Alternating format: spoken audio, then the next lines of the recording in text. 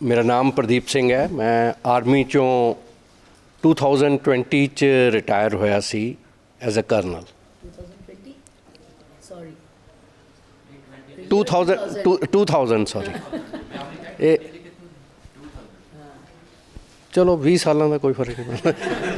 20 साल वो गवाए सी ना, फिर वो गिनती च नहीं आते। तो रिटायरमेंट तो आने तो बाद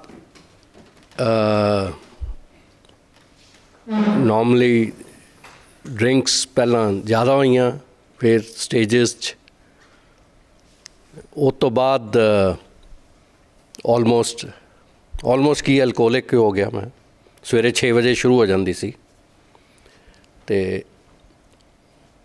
लकीली उस तो बाद वाइफ कई जगह लैके गई, कई ट्राई किए असी, पर इलाज नहीं होया। विचों ठीक महीना ये सारिਆਂ ਦੀ जर्नी एडिक्शन ਦੀ ਤਾਂ ਇਹੀ ਹੁੰਦੀ ਹੈ। ਉਹਦਾ ज़्यादा शेयर करने का कोई फ़ायदा नहीं है। तो शेयर मैं अज करूँगा सिर्फ रिकवरी की जर्नी, क्योंकि एडिक्शन तो सब की सेम होंदी है। उस तो बाद असी डॉक्टर साहब को आए 2005 च, मेरा ख्याल पहली बारी 2005 च पहला आए। उदों हरमिटेज नहीं सी, तो वो सानू अफसोस ये रहिंदा भी शायद उदों ही फिर ठीक हो जाते, पर उपर वाले दी उदों नहीं सी। सिर्फ हॉस्पिटल तो दवाइयां लैके असी आउट पेशेंट लुधियाने रहिंदे सी। जॉब भी मैं करदा सी, साल बिल्कुल ठीक रहा। उस तो बाद फिर वो जिहड़े दिमाग ने करना है, मैं वाइफ नूं कहा भी मैं किसी डॉक्टर नाल कंसल्ट कीता है, इहदे च दवाइयां च कोई होर अफीम वगैरह मिला दिंदे आ भी मैं दवाइयां ते पै गया हुण साल दा, तो आपां दवाइयां छड्ड दिंदे आ।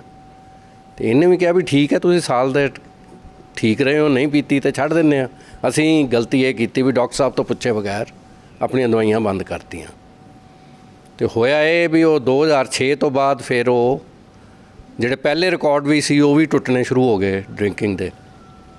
तो 2015 च फाइनली उस तो बाद कई जगह कई हॉस्पिटल गए असी, ये चलता रहा। तो 2015 च असी 9 अप्रैल नूं मैं एडमिट होया हॉस्पिटल। तो उस तो बाद फिर 7th बर्थडे सैलीब्रेट अज कर रहे हैं, 9 अप्रैल नूं सी। 7 years age ਹੁੰਦੀ ਹੈ। हाँ जी, You know 7 years age ਹੁੰਦੀ ਹੈ। हाँ जी सर, तदे तुसीं 9 नूं नहीं ना कहन दिता, 7+ करता सर। तो इस दौरान लास्ट ईयर मैं अपना घर तो बाहर नहीं सी जाते लॉकडाउन ते, मैं अपना ज्वाइन कर लिया डिप्लोमा काउंसलिंग दा सबसटेंस अब्यूज़ च। ਉਹਦਾ मैं सोचा सी भी भुल गया मैं भी डॉक्टर साहब नूं हत्थ छुआने सी सर्टिफिकेट दे। I passed out with 74% marks. ਉਹਦੇ 'ਚ ਮੈਨੂੰ ਸਾਰੇ ਪੁੱਛਦੇ ਸੀ ਵੀ ਇਸ ਉਮਰ 'ਚ ਹੁਣ ਪੜ੍ਹਾਈ ਕਰਨ ਦੀ ਕੀ ਲੋੜ ਹੈ। ਤੇ ਮੈਂ ਸਾਰਿਆਂ ਨੂੰ ਇਹ ਕਿਹਾ ਵੀ ਜੇ ਮੈਂ ਆਪਣੇ ਆਪ ਨੂੰ ਤੇ ਹੀ ਇਹ ਕਾਉਂਸਲਿੰਗ ਕਰ ਲਾਂ ਤੇ ਮੈਂ ਪੂਰਾ ਉਹਦਾ ਲਾਹਾ ਲੈ ਲਿਆ। ਮੈਂ ਕਿਸੇ ਦੀ ਕਾਉਂਸਲਿੰਗ ਕਰਨ ਲਈ ਨਹੀਂ ਇਹ ਕਰ ਰਿਹਾ, ਮੈਂ ਆਪਣੇ ਆਪ ਦੀ ਕਰਨ ਲਈ ਕਰ ਰਿਹਾ। ਤੇ ਸਰ ਮੈਂ ਇੱਕ ਸ਼ੇਅਰ ਕਰਨਾ ਚਾਹੁੰਦਾ, ਜਿਹੜੀ ਮੇਰਾ ਪ੍ਰੋਜੈਕਟ ਰਿਪੋਰਟ ਸੀ ਉਹਦੇ 'ਚ ਇੱਕ ਚੀਜ਼ ਮੇਰੇ 'ਚ ਆਈ ਹੈ, ਪਤਾ ਨਹੀਂ ਡਾਕਟਰ ਸਾਹਿਬ ਦੱਸਣਗੇ ਵੀ ਉਹ ਠੀਕ ਹੈ ਕਿ ਨਹੀਂ। ਆਪਣੇ ਐਡਿਕਟਸ 'ਚ ਵੀ ਤੇ ਜਿਹੜੀ ਮੇਰਾ ਪ੍ਰੋਜੈਕਟ ਰਿਪੋਰਟ ਸੀ ਪੰਜਾਬ ਦੀ ਡਰੱਗ ਅਬਿਊਜ਼ ਦਾ, ਉਹਦੇ 'ਚ ਮੈਂ ਕਿਉਂਕਿ ਅਲਾਊਡ ਨਹੀਂ ਸੀ ਬਾਹਰ ਉਹਨਾਂ ਨਾਲ ਸਕੂਲਾਂ ਜਾਣ ਦਾ, ਅਤੇ ਉੱਥੇ ਪਰਸਨਲ ਮੈਂ ਐਡਿਕਟਸ ਅਤੇ ਉਹਨਾਂ ਦੇ ਪੇਰੈਂਟਸ ਨਾਲ ਔਨਲਾਈਨ ਕੀਤਾ। ਸਭ ਤੋਂ ਵੱਡਾ ਮਿਥ ਜਿਹੜਾ ਆਪਣੀ ਰਿਕਵਰੀ ਨੂੰ ਰੋਕਦਾ ਹੈ ਉਹ ਹੈ ਜਦੋਂ ਅਸੀਂ ਦੇਖਦੇ ਹਾਂ ਪੇਰੈਂਟਸ ਵੀ ਕਹਿੰਦੇ ਜੀ ਉਹ ਫਲਾਣਾ ਮੇਰੇ ਮੁੰਡੇ ਨਾਲੋਂ ਜ਼ਿਆਦਾ ਪੀਂਦਾ ਸੀ, ਉਹ ਬਗੈਰ ਕਿਤੇ ਗਏ ਠੀਕ ਹੋ ਗਿਆ ਅਤੇ ਹੁਣ ਉਹ ਨੋਰਮਲ ਪੀਣ ਲੱਗ ਗਿਆ ਆਪਣਾ ਸੋਸਾਇਟੀ 'ਚ। ਫਿਰ ਜੋ ਮੇਰੀ ਰੀਡਿੰਗ ਇਹਦੇ 'ਚ ਹੈ ਕਿ ਆਪਾਂ ਜਦੋਂ ਕੰਪੇਅਰ ਕਰਦੇ ਹਾਂ ਇਸ ਬਿਮਾਰੀ ਨੂੰ, ਉਹਨਾਂ ਨੂੰ ਵੀ ਮੈਂ ਸਮਝਾਇਆ ਕਿ ਹੁਣ ਕੈਂਸਰ ਹੈ ਕਿਸੇ ਨੂੰ ਹੋਇਆ, ਕੈਂਸਰ ਇੱਕੋ ਟਾਈਪ ਦਾ ਨਹੀਂ ਹੁੰਦਾ, ਕੈਂਸਰ ਕਈ ਟਾਈਪ ਦੇ ਹੁੰਦੇ ਆ। ਕਈ ਕਹਿੰਦੇ ਜੀ ਉਹ ਡਾਕਟਰ ਸਾਹਿਬ ਤੁਸੀਂ ਉਹ ਫਲਾਣੇ ਦਾ ਪੇਸ਼ੈਂਟ ਤਾਂ ਠੀਕ ਕਰਤਾ ਕੈਂਸਰ 'ਚ, ਮੇਰਾ ਕਿੱਦਾਂ ਮਰ ਗਿਆ। ਇਹ ਐਡਿਕਸ਼ਨ ਦੀਆਂ ਸਟੇਜਸ ਹੁੰਦੀਆਂ। Can I use the black board? ਇਹ ਮੈਂ ਐਲਕੋਹਲ ਦਾ ਲੈ ਰਿਹਾ, ਪਰ ਸਾਰੀਆਂ ਐਡਿਕਸ਼ਨ ਸੇਮ ਹੈ। ਫਸਟ ਸਟੇਜ ਹੁੰਦੀ ਐਕਸਪੈਰੀਮੈਂਟ। ਆਪਾਂ ਐਕਸਪੈਰੀਮੈਂਟ ਕਰਦੇ ਹਾਂ ਤੇ ਅਖੀਰ ਜਾਂਦੀ ਹੈ ਐਡਿਕਸ਼ਨ।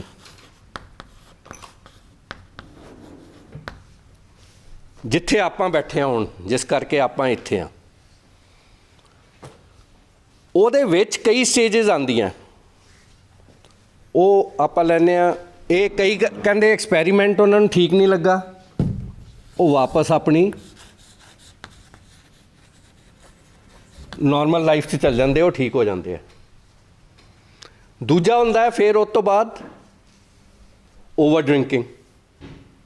ਓਵਰ ਡਰਿੰਕਿੰਗ ਕਰਦੇ ਹੋ, ਉਸ ਤੋਂ ਬਾਅਦ ਵੀ ਬੰਦਾ ਵਾਪਸ ਚਲੇ ਜਾਂਦਾ, ਉਹ ਠੀਕ ਹੋ ਜਾਂਦਾ। ਫਿਰ ਆਉਂਦਾ ਹਾਰਮਫੁਲ ਡਰਿੰਕਿੰਗ। ਹਾਰਮਫੁਲ ਡਰਿੰਕਿੰਗ ਵੀ ਐਡਿਕਸ਼ਨ ਨਹੀਂ ਅਜੇ ਤੁਹਾਨੂੰ ਹੋਈ।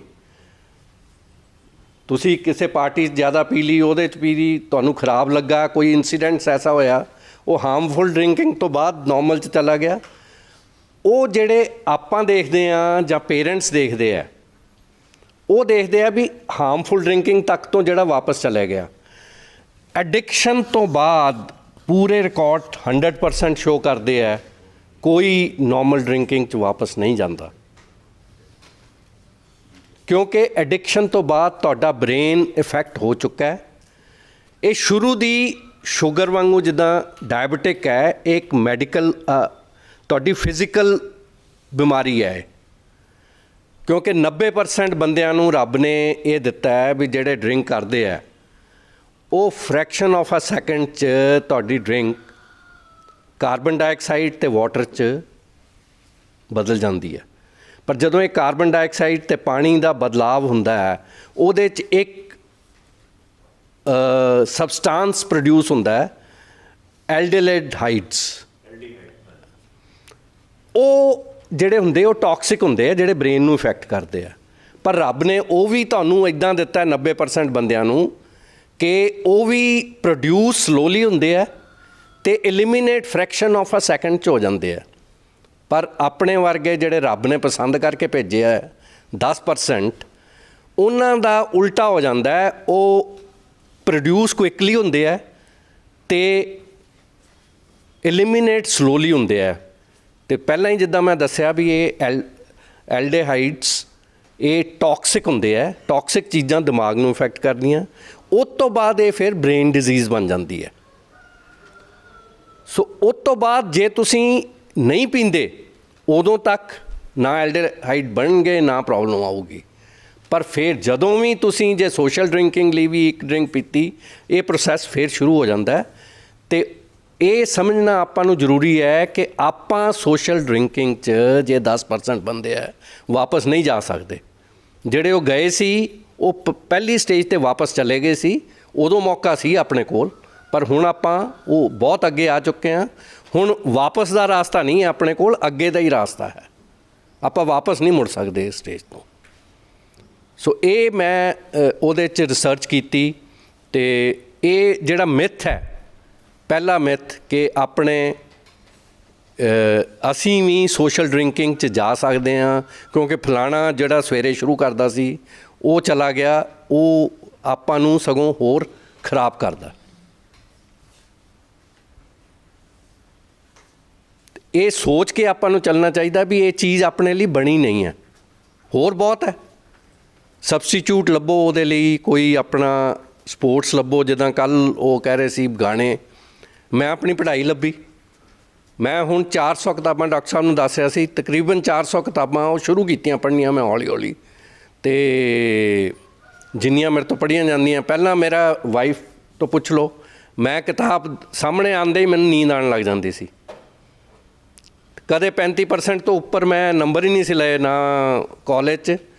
ਕਾਲਜ 'ਚ ਮੈਨੂੰ ਸਾਰੇ ਕਹਿੰਦੇ ਸੀ ਵੀ MA ਕਰ ਲੈ, ਤੈਨੂੰ ਜੋਬ ਮਿਲ ਜੂ। ਫਾਦਰ ਦੀ ਡੈਥ ਹੋ ਗਈ ਸੀ ਅਤੇ ਮੈਂ ਕਿਹਾ ਵੀ ਇੱਥੇ ਪੜ੍ਹਾਈ ਹੈ, ਫੌਜ 'ਚ ਜਾਣਾ, ਉੱਥੇ ਪੜ੍ਹਾਈ ਹੈ ਨਹੀਂ ਗੀ। ਤੇ ਹੁਣ ਉਹੀ ਮੈਂ ਜਿਹੜਾ ਉਹਦੇ 'ਚ, ਕਿਉਂਕਿ ਸ਼ੌਕ ਮੈਨੂੰ ਇਹਦੇ 'ਚ ਹੋਇਆ, ਐਕਸਪੀਰੀਅੰਸ ਸੀਗਾ ਐਡਿਕਸ਼ਨ ਦਾ ਮੈਨੂੰ, ਤੇ ਉੱਥੋਂ ਮੈਂ 74% ਮਾਰਕਸ ਇਹਦੇ 'ਚ ਹੀ ਲਏ। ਸੋ ਆਪਣਾ ਕੋਈ ਐਸਾ ਸ਼ੌਕ ਪੈਦਾ ਕਰੋ। ਹੁਣ ਉਹ ਕਿਤਾਬਾਂ ਮੈਂ ਐਬਸਟਰੈਕਟ ਲਿਖਦਾ, ਬੁੱਕ ਰਿਵਿਊ ਸ਼ੇਅਰ ਕਰਦਾ ਲੋਕਾਂ ਨਾਲ ਜਿਨ੍ਹਾਂ ਨੂੰ ਲੋੜ ਹੈ, ਤੇ ਮੈਨੂੰ ਵੀ ਖੁਸ਼ੀ ਮਿਲਦੀ ਹੈ, ਤੇ ਮੈਨੂੰ ਵੀ, ਮੇਰਾ ਵੀ ਇਹਦੇ ਨਾਲ ਇਲਾਜ ਹੋ ਰਿਹਾ ਆਪਣਾ ਹੀ। ਮੈਂ ਜਿੰਨੀ ਦੇਰ ਜੁੜਿਆ ਰਹੂੰਗਾ ਇਹਨਾਂ ਚੀਜ਼ਾਂ ਨਾਲ, ਉਨੀ ਦੇਰ ਬਚਿਆ ਰਹੂੰਗਾ, ਤੇ ਨਹੀਂ ਤੇ ਫਿਰ ਉਹੀ ਹੈ। That's all. ਤੁਸੀਂ ਆਪਣੀ ਜਰਨੀ ਥੋੜੀ ਸਟਾਰਟਿੰਗ ਤੋਂ ਦੱਸੋ ਕਿ ਇੰਨੀ ਸਮੂਥ ਹੀ ਸੀਗੀ ਜਿੰਨੀ ਅੱਜ ਲੱਗ ਰਹੀ ਹੈ, ਕਿ ਡਿਫਿਕਲਟੀਜ਼ ਆਈਆਂ, ਤਾਂ ਕਿਸ ਤਰ੍ਹਾਂ ਦੀਆਂ ਡਿਫਿਕਲਟੀਜ਼ ਆਈਆਂ? ਰਿਕਵਰੀ 'ਚ ਸ਼ੁਰੂ 'ਚ ਕ੍ਰੇਵਿੰਗ ਹੁੰਦੀ ਹੈ, ਮੈਂ ਮਿਸ ਕਰਦਾ ਸੀ ਡਰਿੰਕ ਦੀ, ਪਰ ਮੇਰੀ ਸਪੋਰਟ ਸੀ ਮੇਰੀ ਵਾਈਫ। ਉਹਨੇ ਮੈਨੂੰ ਪਹਿਲੇ 2 ਤੋਂ 2.5 ਸਾਲ ਇਕੱਲੇ ਕਿਤੇ ਬਾਹਰ ਵੀ ਨਹੀਂ ਨਿਕਲਣ ਦਿੱਤਾ। ਕੋਈ ਫੰਕਸ਼ਨ ਹੁੰਦਾ ਸੀ ਬਹੁਤ ਜ਼ਰੂਰੀ, ਜਿਹੜਾ ਵੀ ਇਹਦੇ ਦੇ ਬ੍ਰਦਰ ਦਾ ਇੱਕ ਫੰਕਸ਼ਨ ਸੀ, ਉਹ ਬ੍ਰਿਗੇਡੀਅਰ ਰਿਟਾਇਰਡ ਹੈ, ਬਹੁਤ ਕਲੋਜ਼ ਹੈ ਇਹ ਆਪਣੇ ਬ੍ਰਦਰ ਦੇ। ਉਹਨੇ ਕਿਹਾ ਵੀ ਤੂੰ ਆਉਣਾ ਫੰਕਸ਼ਨ 'ਤੇ। ਉਹ ਕਹਿੰਦੀ ਵੀ ਅਸੀਂ ਤਾਂ ਆ ਸਕਦੇ ਹਾਂ ਜੇ ਉੱਥੇ ਡਰਿੰਕ ਸਰਵ ਨਹੀਂ ਹੋਣਗੀਆਂ। ਉਹ ਕਹਿੰਦੇ ਵੀ ਫੌਜੀ ਪਾਰਟੀ ਹੈ, ਵੀ ਡਰਿੰਕ ਤਾਂ ਹੋ ਨਹੀਂ ਸਕਦੀਆਂ। ਕਹਿੰਦੀ ਫਿਰ ਤੁਸੀਂ ਸਾਡੀ ਹਾਜ਼ਰੀ ਉੱਦਾਂ ਹੀ ਲਵਾ ਲਿਓ, ਮੈਂ ਆਪਣੇ ਹਸਬੈਂਡ ਨੂੰ ਛੱਡ ਕੇ ਨਹੀਂ ਆ ਸਕਦੀ। 2.5 ਸਾਲ ਉਹ ਸਪੋਰਟ ਰਹੀ। ਅਤੇ ਸ਼ੁਰੂ 'ਚ ਰਿਕਵਰੀ ਦੀਆਂ ਵੀ ਸਟੇਜਿਸ ਹੈ, ਜਿੱਦਾਂ ਐਡਿਕਸ਼ਨ ਦੀਆਂ ਸਟੇਜਿਸ ਹੈ। ਉਹਨੂੰ ਆਪਾਂ ਐਡਿਕਸ਼ਨ ਨਹੀਂ ਕਹਿ ਸਕਦੇ, ਸਬਸਟੈਂਸ ਅਬਿਊਜ਼ ਲਈ ਆਪਾਂ ਨਾਮ। ਉਹਦੀਆਂ ਸਟੇਜਿਸ ਜਿੱਦਾਂ ਮੈਂ ਦੱਸੀਆਂ, ਓਵਰ ਡਰਿੰਕਿੰਗ, ਅਤੇ ਇਸੇ ਤਰ੍ਹਾਂ ਰਿਕਵਰੀ ਦੀਆਂ ਸਟੇਜਿਸ ਹੈ। ਸ਼ੁਰੂ 'ਚ ਤੁਸੀਂ ਇੱਥੋਂ ਜਾ ਕੇ ਜੇ ਸਿਰਫ ਐਬਸਟੈਨਿਜ਼ਮ ਕਰ ਲਓ, ਉਹ ਆਪੇ ਤੁਹਾਨੂੰ ਰਿਕਵਰੀ ਦੇ ਪਾਥ ਵੱਲ ਲੈ ਜਾਊਗਾ। ਅਤੇ ਮੈਂ ਪਹਿਲਾਂ ਜ਼ੋਰ ਇਹ ਨਹੀਂ ਲਾਇਆ, ਕਿਉਂਕਿ ਪਹਿਲਾਂ ਹੀ ਜੇ ਤੁਸੀਂ ਕਹੋ ਜੀ ਮੈਂ ਗੋਲਡ ਮੈਡਲ ਦੀ ਤਿਆਰੀ ਸ਼ੁਰੂ ਕਰ ਦੇਣੀ ਹੈ, ਪਹਿਲਾਂ ਥੱਲਿਓਂ ਸ਼ੁਰੂ ਕਰਨਾ ਪੈਂਦਾ। ਅਤੇ ਪਹਿਲਾਂ ਆਪਣਾ ਐਬਸਟੈਨਿਜ਼ਮ ਦਾ ਕਰੋ। ਜਿੰਨਾ ਜੇ ਤੁਸੀਂ ਏਮ ਬਹੁਤ ਹੀ ਉੱਪਰ ਲੈ ਜਾਓਗੇ ਅਤੇ ਫਿਰ ਪ੍ਰੋਬਲਮ ਹੋ ਜਾਂਦੀ ਹੈ। ਇੱਥੇ ਮੈਨੂੰ ਸਮਝਾਇਆ, ਸਾਨੂੰ ਸਾਰਿਆਂ ਨੂੰ ਸਮਝਾਉਂਦੇ ਆ, ਆਪਾਂ ਤੁਹਾਨੂੰ ਵੀ ਦੱਸਿਆ ਹੋਣਾ ਵੀ ਆਪਾਂ ਸ਼ੁਰੂ 'ਚ 1 ਡੇ ਐਟ ਏ ਟਾਈਮ ਲੈ ਕੇ ਚੱਲਣਾ, ਵੀ ਅੱਜ ਨਹੀਂ ਪੀਣੀ ਜਾਂ ਅੱਜ ਡਰੱਗ ਨਹੀਂ ਕਰਨੀ। ਉਹ ਪਹਿਲਾਂ ਮੈਨੂੰ ਇੱਦਾਂ ਹੀ ਲੱਗਦਾ ਸੀ ਵੀ ਇਹ ਕਿਉਂ, ਮੈਂ ਤਾਂ ਕਿਹਾ ਵੀ ਆਪਾਂ ਸਾਲ ਦਾ 2 ਸਾਲ ਦਾ ਏਮ ਰੱਖਣਾ ਚਾਹੀਦਾ। ਪਰ ਫਿਰ ਜਦੋਂ ਮੈਂ ਪੜ੍ਹਾਈ ਵੀ ਸ਼ੁਰੂ ਕੀਤੀ, ਮੈਨੂੰ ਸਮਝ ਆਇਆ ਵੀ ਆਪਾਂ, ਮੇਰਾ ਖਿਆਲ ਤੁਹਾਡੇ 99% ਇਹੀ ਕਰਦੇ ਹਾਂ। ਜਦੋਂ ਆਪਾਂ ਐਡਿਕਸ਼ਨ ਵੀ ਕਰਦੇ ਸੀ ਕੋਈ ਵੀ drug the, 1 day at a time ਹੀ ਕਰਦੇ ਸੀ ਉਹ ਵੀ। ਹੁਣ ਉਹ ਤੋਂ ਉਲਟ ਕਰਨਾ। ਉਦੋਂ ਕੀ ਸੀ, ਜਦੋਂ ਮੇਰੀ ਵਾਈਫ ਮੈਨੂੰ ਕਹਿੰਦੀ ਸੀ ਵੀ ਛੱਡ ਦਿਓ ਇਹਨੂੰ, ਅੱਛਾ ਕੱਲ੍ਹ ਤੋਂ ਛੱਡ ਦਾਂਗੇ, ਉਹ ਵੀ 1 ਡੇ ਐਟ ਏ ਟਾਈਮ ਸੀ ਛੱਡਣ ਦਾ ਵੀ। ਉਹੀ ਆਪਾਂ ਹੁਣ ਲੈ ਕੇ ਚੱਲਣਾ ਵੀ ਕੱਲ੍ਹ ਨੂੰ ਦੇਖਾਂਗੇ ਪੀਣ ਦਾ, ਅੱਜ ਨਹੀਂ ਪੀਣੀ। ਉਹ ਮੈਂ ਪਹਿਲੇ 2 ਸਾਲ 1 ਡੇ ਐਟ ਏ ਟਾਈਮ ਲੈ ਕੇ ਚੱਲਿਆ। ਫਿਰ ਹੁਣ ਮੈਨੂੰ ਬਿਲਕੁਲ ਹੀ ਕ੍ਰੇਵਿੰਗ ਨਹੀਂ ਹੁੰਦੀ, ਪਰ ਮੈਂ ਆਪਣੇ ਆਇਡੈਂਟੀਫਾਈ ਕੀਤੇ ਹੋਏ ਆ ਵੀ ਮੈਨੂੰ ਕਦੋਂ ਪੁਰਾਣੀ ਕ੍ਰੇਵਿੰਗ ਕਦੋਂ ਹੁੰਦੀ ਸੀ। ਉਹ ਜਿੱਦਾਂ ਮੈਂ ਜਦੋਂ ਵਾਲ ਕਟਾਉਣ ਜਾਂਦਾ ਸੀ, ਜਾਂਦੇ ਹੋਏ ਵੀ ਠੇਕੇ ਤੋਂ ਪੀ ਕੇ ਜਾਂਦਾ ਸੀ, ਆਉਂਦੇ ਹੋਏ ਵੀ ਪੀਂਦਾ ਸੀ। ਉਹ ਅਸੀਂ ਆਇਡੈਂਟੀਫਾਈ ਕੀਤਾ ਹੈ। ਹੁਣ ਤੱਕ ਵੀ ਜਦੋਂ ਵਾਲ ਕਟਾਉਣ ਜਾਂਦਾ, ਵਾਈਫ ਡਰਾਈਵ ਕਰਕੇ ਲੈ ਜਾਂਦੀ ਹੈ, ਕਾਰ 'ਚ ਬਾਹਰ ਬੈਠੀ ਰਹਿੰਦੀ ਹੈ, ਮੈਂ ਵਾਲ ਕਟਾ ਕੇ ਆ ਜਾਂਦਾ ਅਤੇ ਵਾਪਸ ਆ ਜਾਂਦੀ ਹੈ। ਅਜੇ ਵੀ ਅਸੀਂ ਉਹ ਪ੍ਰੀਕਾਸ਼ਨ ਲੈਂਦੇ ਹਾਂ। ਮੇਰੀ ਜੇਬ 'ਚ 500 ਜਾਂ ਉਸ ਤੋਂ ਜ਼ਿਆਦਾ ਪੈਸੇ ਨਹੀਂ ਹੁੰਦੇ। ਅਜੇ ਵੀ ਮੇਰਾ ਕੋਈ ਵੀ card, credit card, debit card ਮੇਰੀ ਜੇਬ 'ਚ ਨਹੀਂ ਹੈ। ਸਾਡੀ ਕੰਟੀਨ ਦਾ ਲਿਕਰ ਕਾਰਡ ਹੁੰਦਾ, ਉਹ ਵੀ ਵਾਈਫ ਕੋਲ ਹੈ। ਇਹ ਪ੍ਰੀਕਾਸ਼ਨਸ, ਕਿਉਂਕਿ ਹੁਣ ਜਿੱਦਾਂ ਮੈਂ ਪੜ੍ਹਾਈ ਕੀਤੀ ਹੈ, ਉਹ ਕਹਿੰਦੇ ਵੀ recovery is a journey not a destination. ਤੁਹਾਨੂੰ ਐਂਡ ਤੱਕ ਰਿਕਵਰੀ ਦਾ ਜਿਹੜਾ ਸਹਾਰਾ ਲੈਣਾ ਪੈਣਾ ਆਪਾਂ ਨੂੰ ਸਾਰਿਆਂ ਨੂੰ। ਅਤੇ ਇਹ ਨਹੀਂ ਵੀ ਕੱਲ੍ਹ ਨੂੰ ਪਹੁੰਚ ਗਏ ਅਸੀਂ, ਰਿਕਵਰੀ ਪੂਰੀ ਹੋ ਗਈ ਸਾਡੀ। ਇਹ ਰਿਕਵਰੀ ਪੂਰੀ ਨਹੀਂ ਹੁੰਦੀ। ਡਾਇਬਟਿਕ ਨੂੰ ਜਿੱਦਾਂ ਪ੍ਰੀਕਾਸ਼ਨ ਲੈਣੀਆਂ ਪੈਂਦੀਆਂ, ਚੀਨੀ ਨਹੀਂ ਲੈਣੀ, ਇਹ ਤੋਂ ਇਹ ਲਾਈਫ ਸਟਾਈਲ ਚੇਂਜ ਕਰਨਾ ਹੈ, ਉਹ ਆਪਾਂ ਨੂੰ ਵੀ ਕਰਨਾ ਪੈਣਾ। ਖੁਸ਼ੀਆਂ ਲੱਭਣ ਦੇ ਬਹੁਤ ਤਰੀਕੇ ਆ। ਮੈਂ ਤੁਹਾਨੂੰ ਦੱਸਦਾ, ਜਿੰਨੀ ਇੰਜੋਇਮੈਂਟ ਮੈਂ ਆ 7 ਸਾਲ 'ਚ ਅਸੀਂ ਕੀਤੀ ਹੈ, 7 ਸਾਲ ਤਾਂ ਨਹੀਂ, 4-5 ਸਾਲ ਜਿਹੜੇ ਰਿਕਵਰੀ ਦੇ, ਹੁਣ ਸਾਰੇ ਜਿਹੜੇ ਕੋਰਸਮੇਟ ਸਾਡੇ ਅਸੀਂ ਜਾਂਦੇ ਹਾਂ, ਇੰਜੋਏ ਕਰਦੇ ਹਾਂ, ਉਹਨਾਂ ਨੂੰ ਵੀ ਪਤਾ ਹੈ ਵੀ ਇਹ ਐਡਿਕਸ਼ਨ ਤੋਂ ਹੋ ਕੇ ਆਇਆ ਹੈ। ਕੋਈ ਮੈਨੂੰ, ਅਸੀਂ 75 ਕਪਲ ਗੋਆ ਗਏ ਸੀਗੇ, ਸਾਰੇ ਕੋਰਸਮੇਟ ਰਿਟਾਇਰਡ, ਕਿਸੇ ਨੇ ਮੈਨੂੰ ਇਹ ਨਹੀਂ ਕਿਹਾ ਵੀ ਆਹ ਪੀ ਲੈ। ਤੇ ਉਹ ਤੁਹਾਨੂੰ ਦੁਨੀਆ ਨੂੰ ਦੱਸਣਾ ਹੀ ਪੈਣਾ ਵੀ ਮੈਂ, ਇਹ ਬਿਮਾਰੀ ਸੀ ਮੇਰੀ, ਉਹਦੇ 'ਚ ਕੀ ਹੈ। ਆਈ ਐਮ ਪ੍ਰਾਊਡ ਵੀ ਮੈਂ ਇਹ ਤੋਂ ਬਾਹਰ ਆ ਗਿਆ ਆਪਣੇ ਆਪ ਨੂੰ। ਮੇਰੀ ਹਿੰਮਤ ਇਹਦੇ 'ਚ ਹੈ ਕੁਛ, ਭਾਵੇਂ ਮੈਂ ਕ੍ਰੈਡਿਟ ਦਿੰਦਾ ਲੋਕਾਂ ਨੂੰ ਵੀ, ਡਾਕਟਰ ਸਾਹਿਬ ਨੂੰ ਦਿੰਦਾ, ਵਾਈਫ ਨੂੰ ਦਿੰਦਾ, ਆਪਣੇ ਫੈਮਿਲੀ ਨੂੰ ਦਿੰਦਾ, ਪਰ ਉਹਦੇ 'ਚ ਮੇਰਾ ਵੀ ਕੁਛ ਐਫਰਟ ਹੈ, ਤਾਂ I should be proud of that. Shame ਦਾ ਕਿੰਨਾ ਰੋਲ ਹੈ?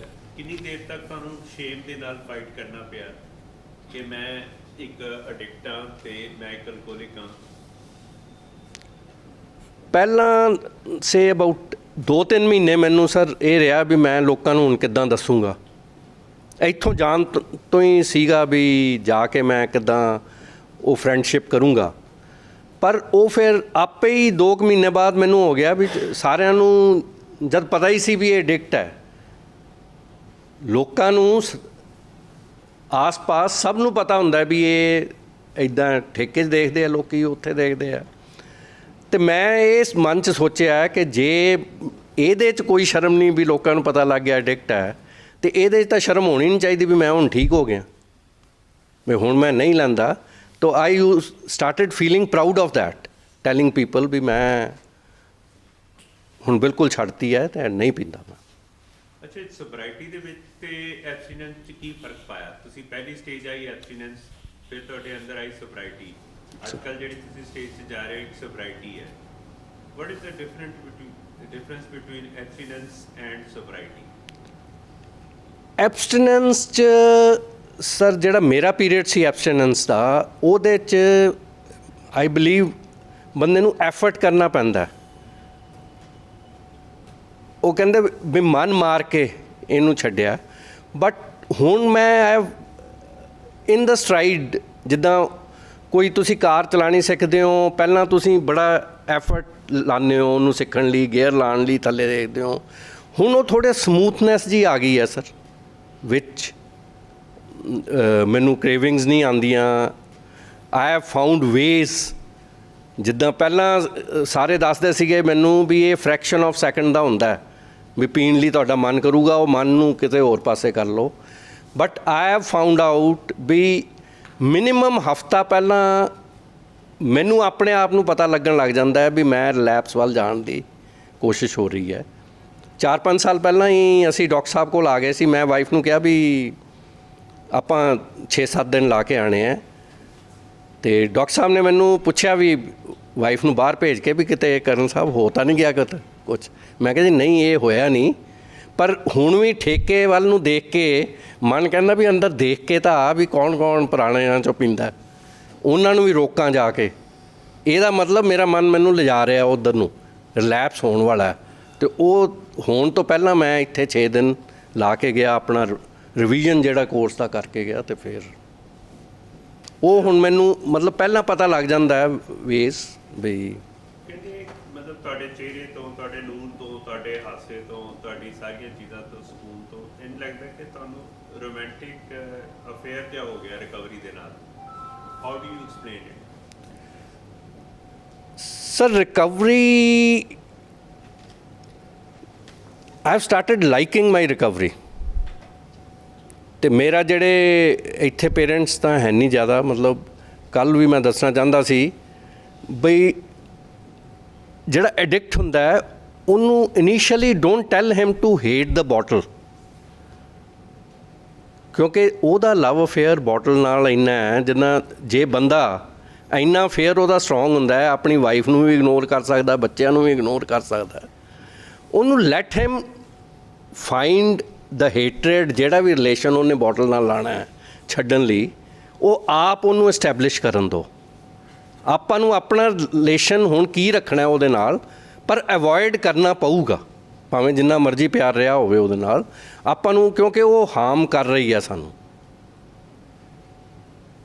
ਜਿਹੜੀ ਚੀਜ਼ ਹਾਰਮ ਕਰੇ ਤੇ ਆਪਣਾ ਲੱਤ ਵੀ ਲੋਕੀ ਕਟਾ ਦਿੰਦੇ ਆ ਜੇ ਹਾਰਮ ਕਰੇ।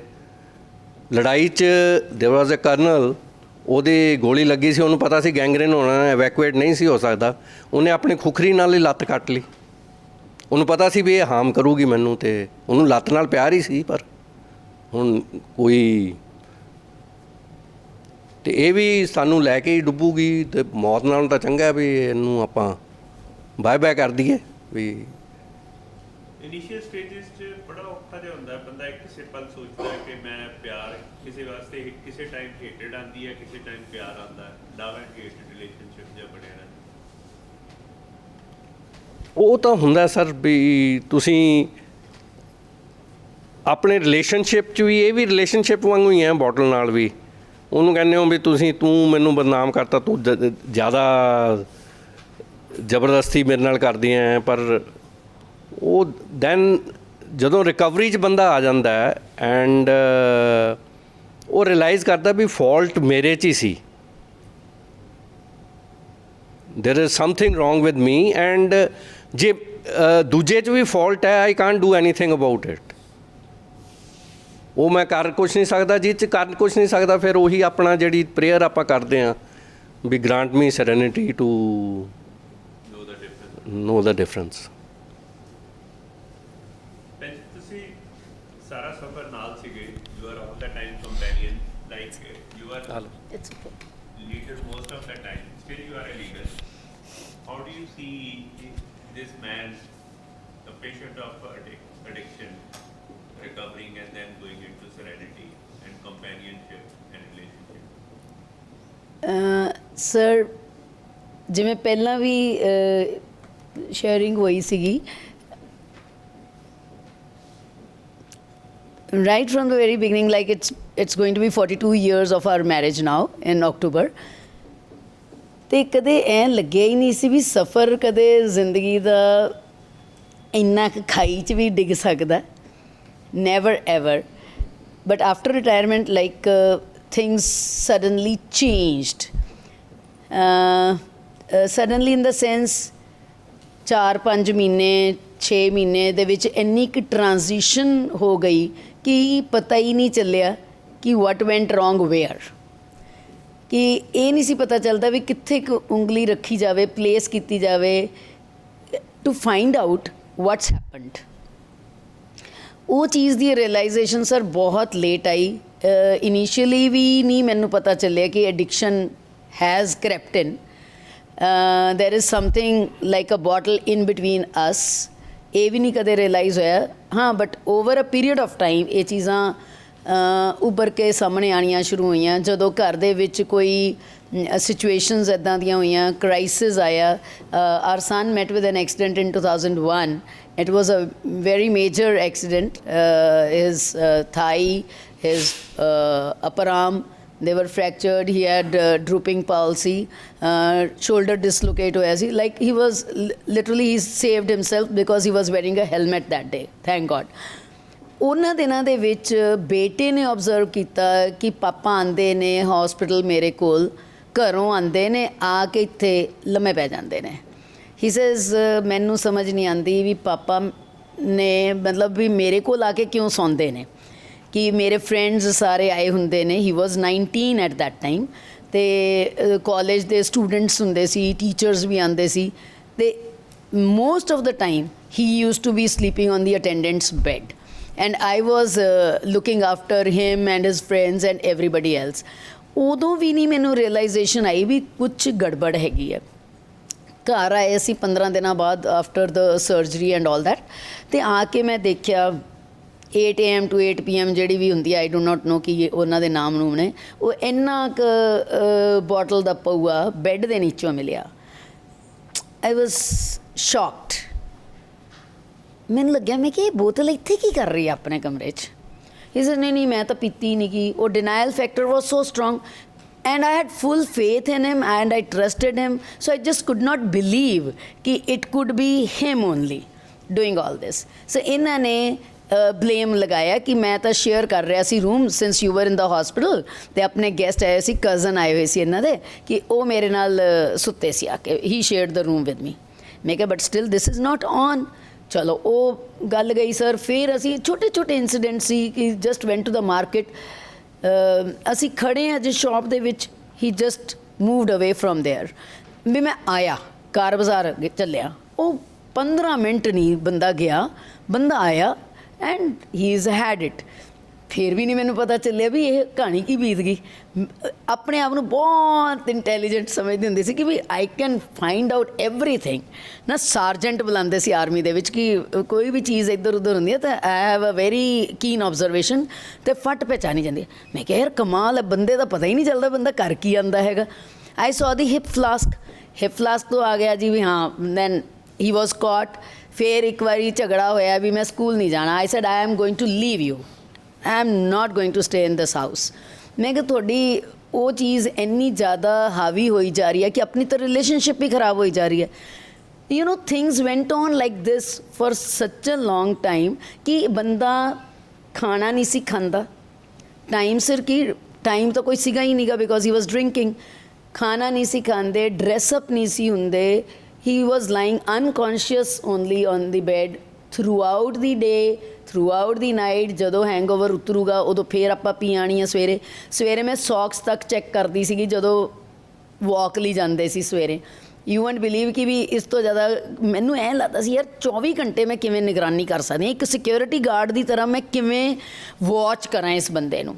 ਐਂਡ ਇਨਫੈਕਟ ਇੱਕ ਵਾਰੀ ਤਾਂ ਮੈਂ ਇਹਨਾਂ ਨੂੰ ਫੋਲੋ ਕੀਤਾ ਟਿਲ ਦਾ ਠੇਕਾ। ਮੈਨੂੰ ਪਤਾ ਸੀ ਬੰਦਾ ਜਾ ਰਿਹਾ, ਮੈਂ ਕਿਹਾ ਅੱਜ ਬੰਦੇ ਨੂੰ ਪੀਣ ਨਹੀਂ ਦੇਣੀ, ਅੱਜ ਤਾਂ ਮੈਂ ਫੜ ਕੇ ਵਾਪਸ ਲੈ ਕੇ ਆਉਣਾ। ਵੀ ਉਸ ਚੀਜ਼ ਨੂੰ ਸਾਨੂੰ 2 ਦਿਨ ਲੱਗ ਜਾਂਦੇ ਨੇ ਉਹਨੂੰ ਕਵਰ ਅਪ ਕਰਨ ਲਈ, ਅਤੇ ਮੇਰੇ ਤਾਂ ਦਿਨ ਐਂ ਜ਼ਿੰਦਗੀ ਦੇ ਖਤਮ ਹੋਈ ਜਾ ਰਹੇ ਨੇ।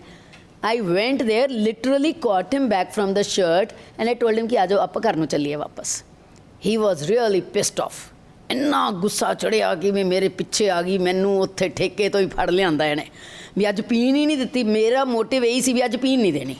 ਬਟ ਉਹ ਕਿੰਨੀ ਕੁ ਦੇਰ ਸਕਸੈਸਫੁਲ ਹੋ ਸਕਦਾ? ਇਟ ਇਜ਼ ਨਾਟ ਪੋਸੀਬਲ, ਕਿਉਂਕਿ ਕੋਈ ਵੀ ਬੰਦਾ ਤੁਹਾਡੀ ਨਿਗਰਾਨੀ 24 ਘੰਟੇ ਕੋਈ ਵੀ ਨਹੀਂ ਕਰ ਸਕਦਾ।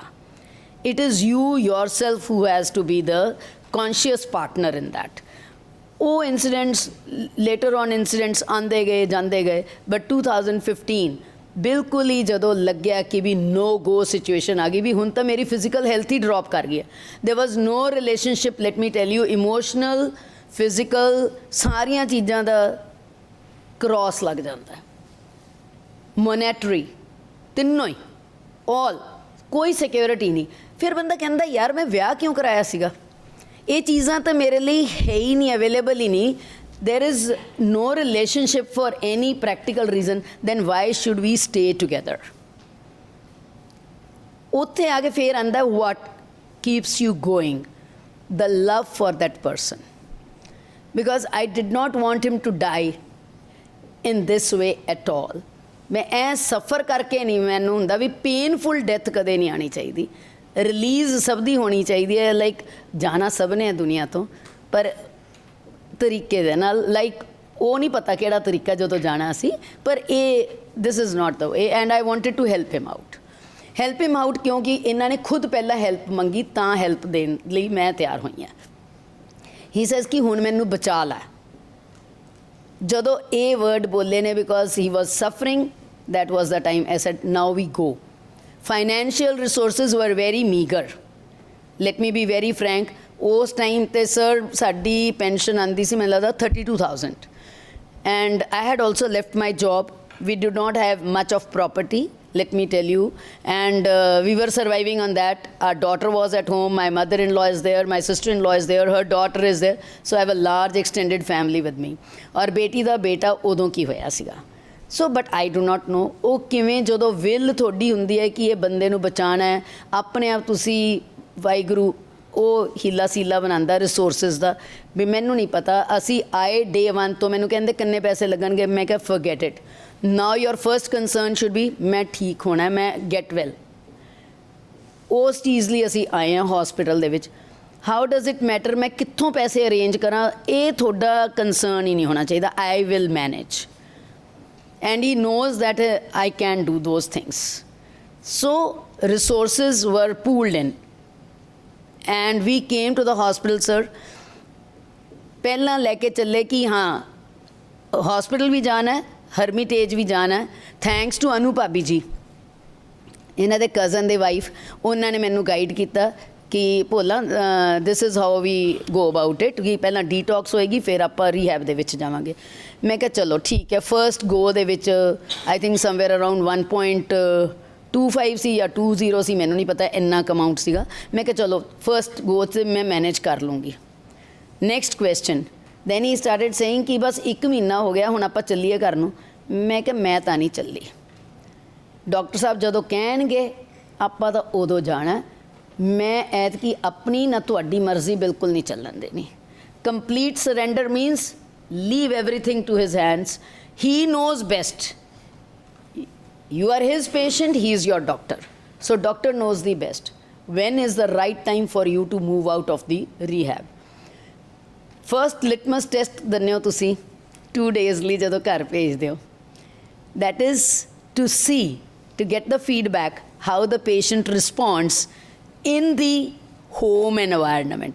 ਇੱਥੇ ਤਾਂ ਬੜਾ protective environment ਹੈ ਨਾ, ਤੁਸੀਂ ਇੱਥੇ ਕਿੰਨੇ ਸਕੂਨ ਦੇ ਵਿੱਚੋਂ, ਕਿਤੇ ਬਾਹਰ ਨਹੀਂ ਜਾਣਾ, ਕੋਈ ਰੋਟੀ ਦਾ ਫਿਕਰ ਨਹੀਂ, ਕੁਛ ਨਹੀਂ। You are in an enclosed space.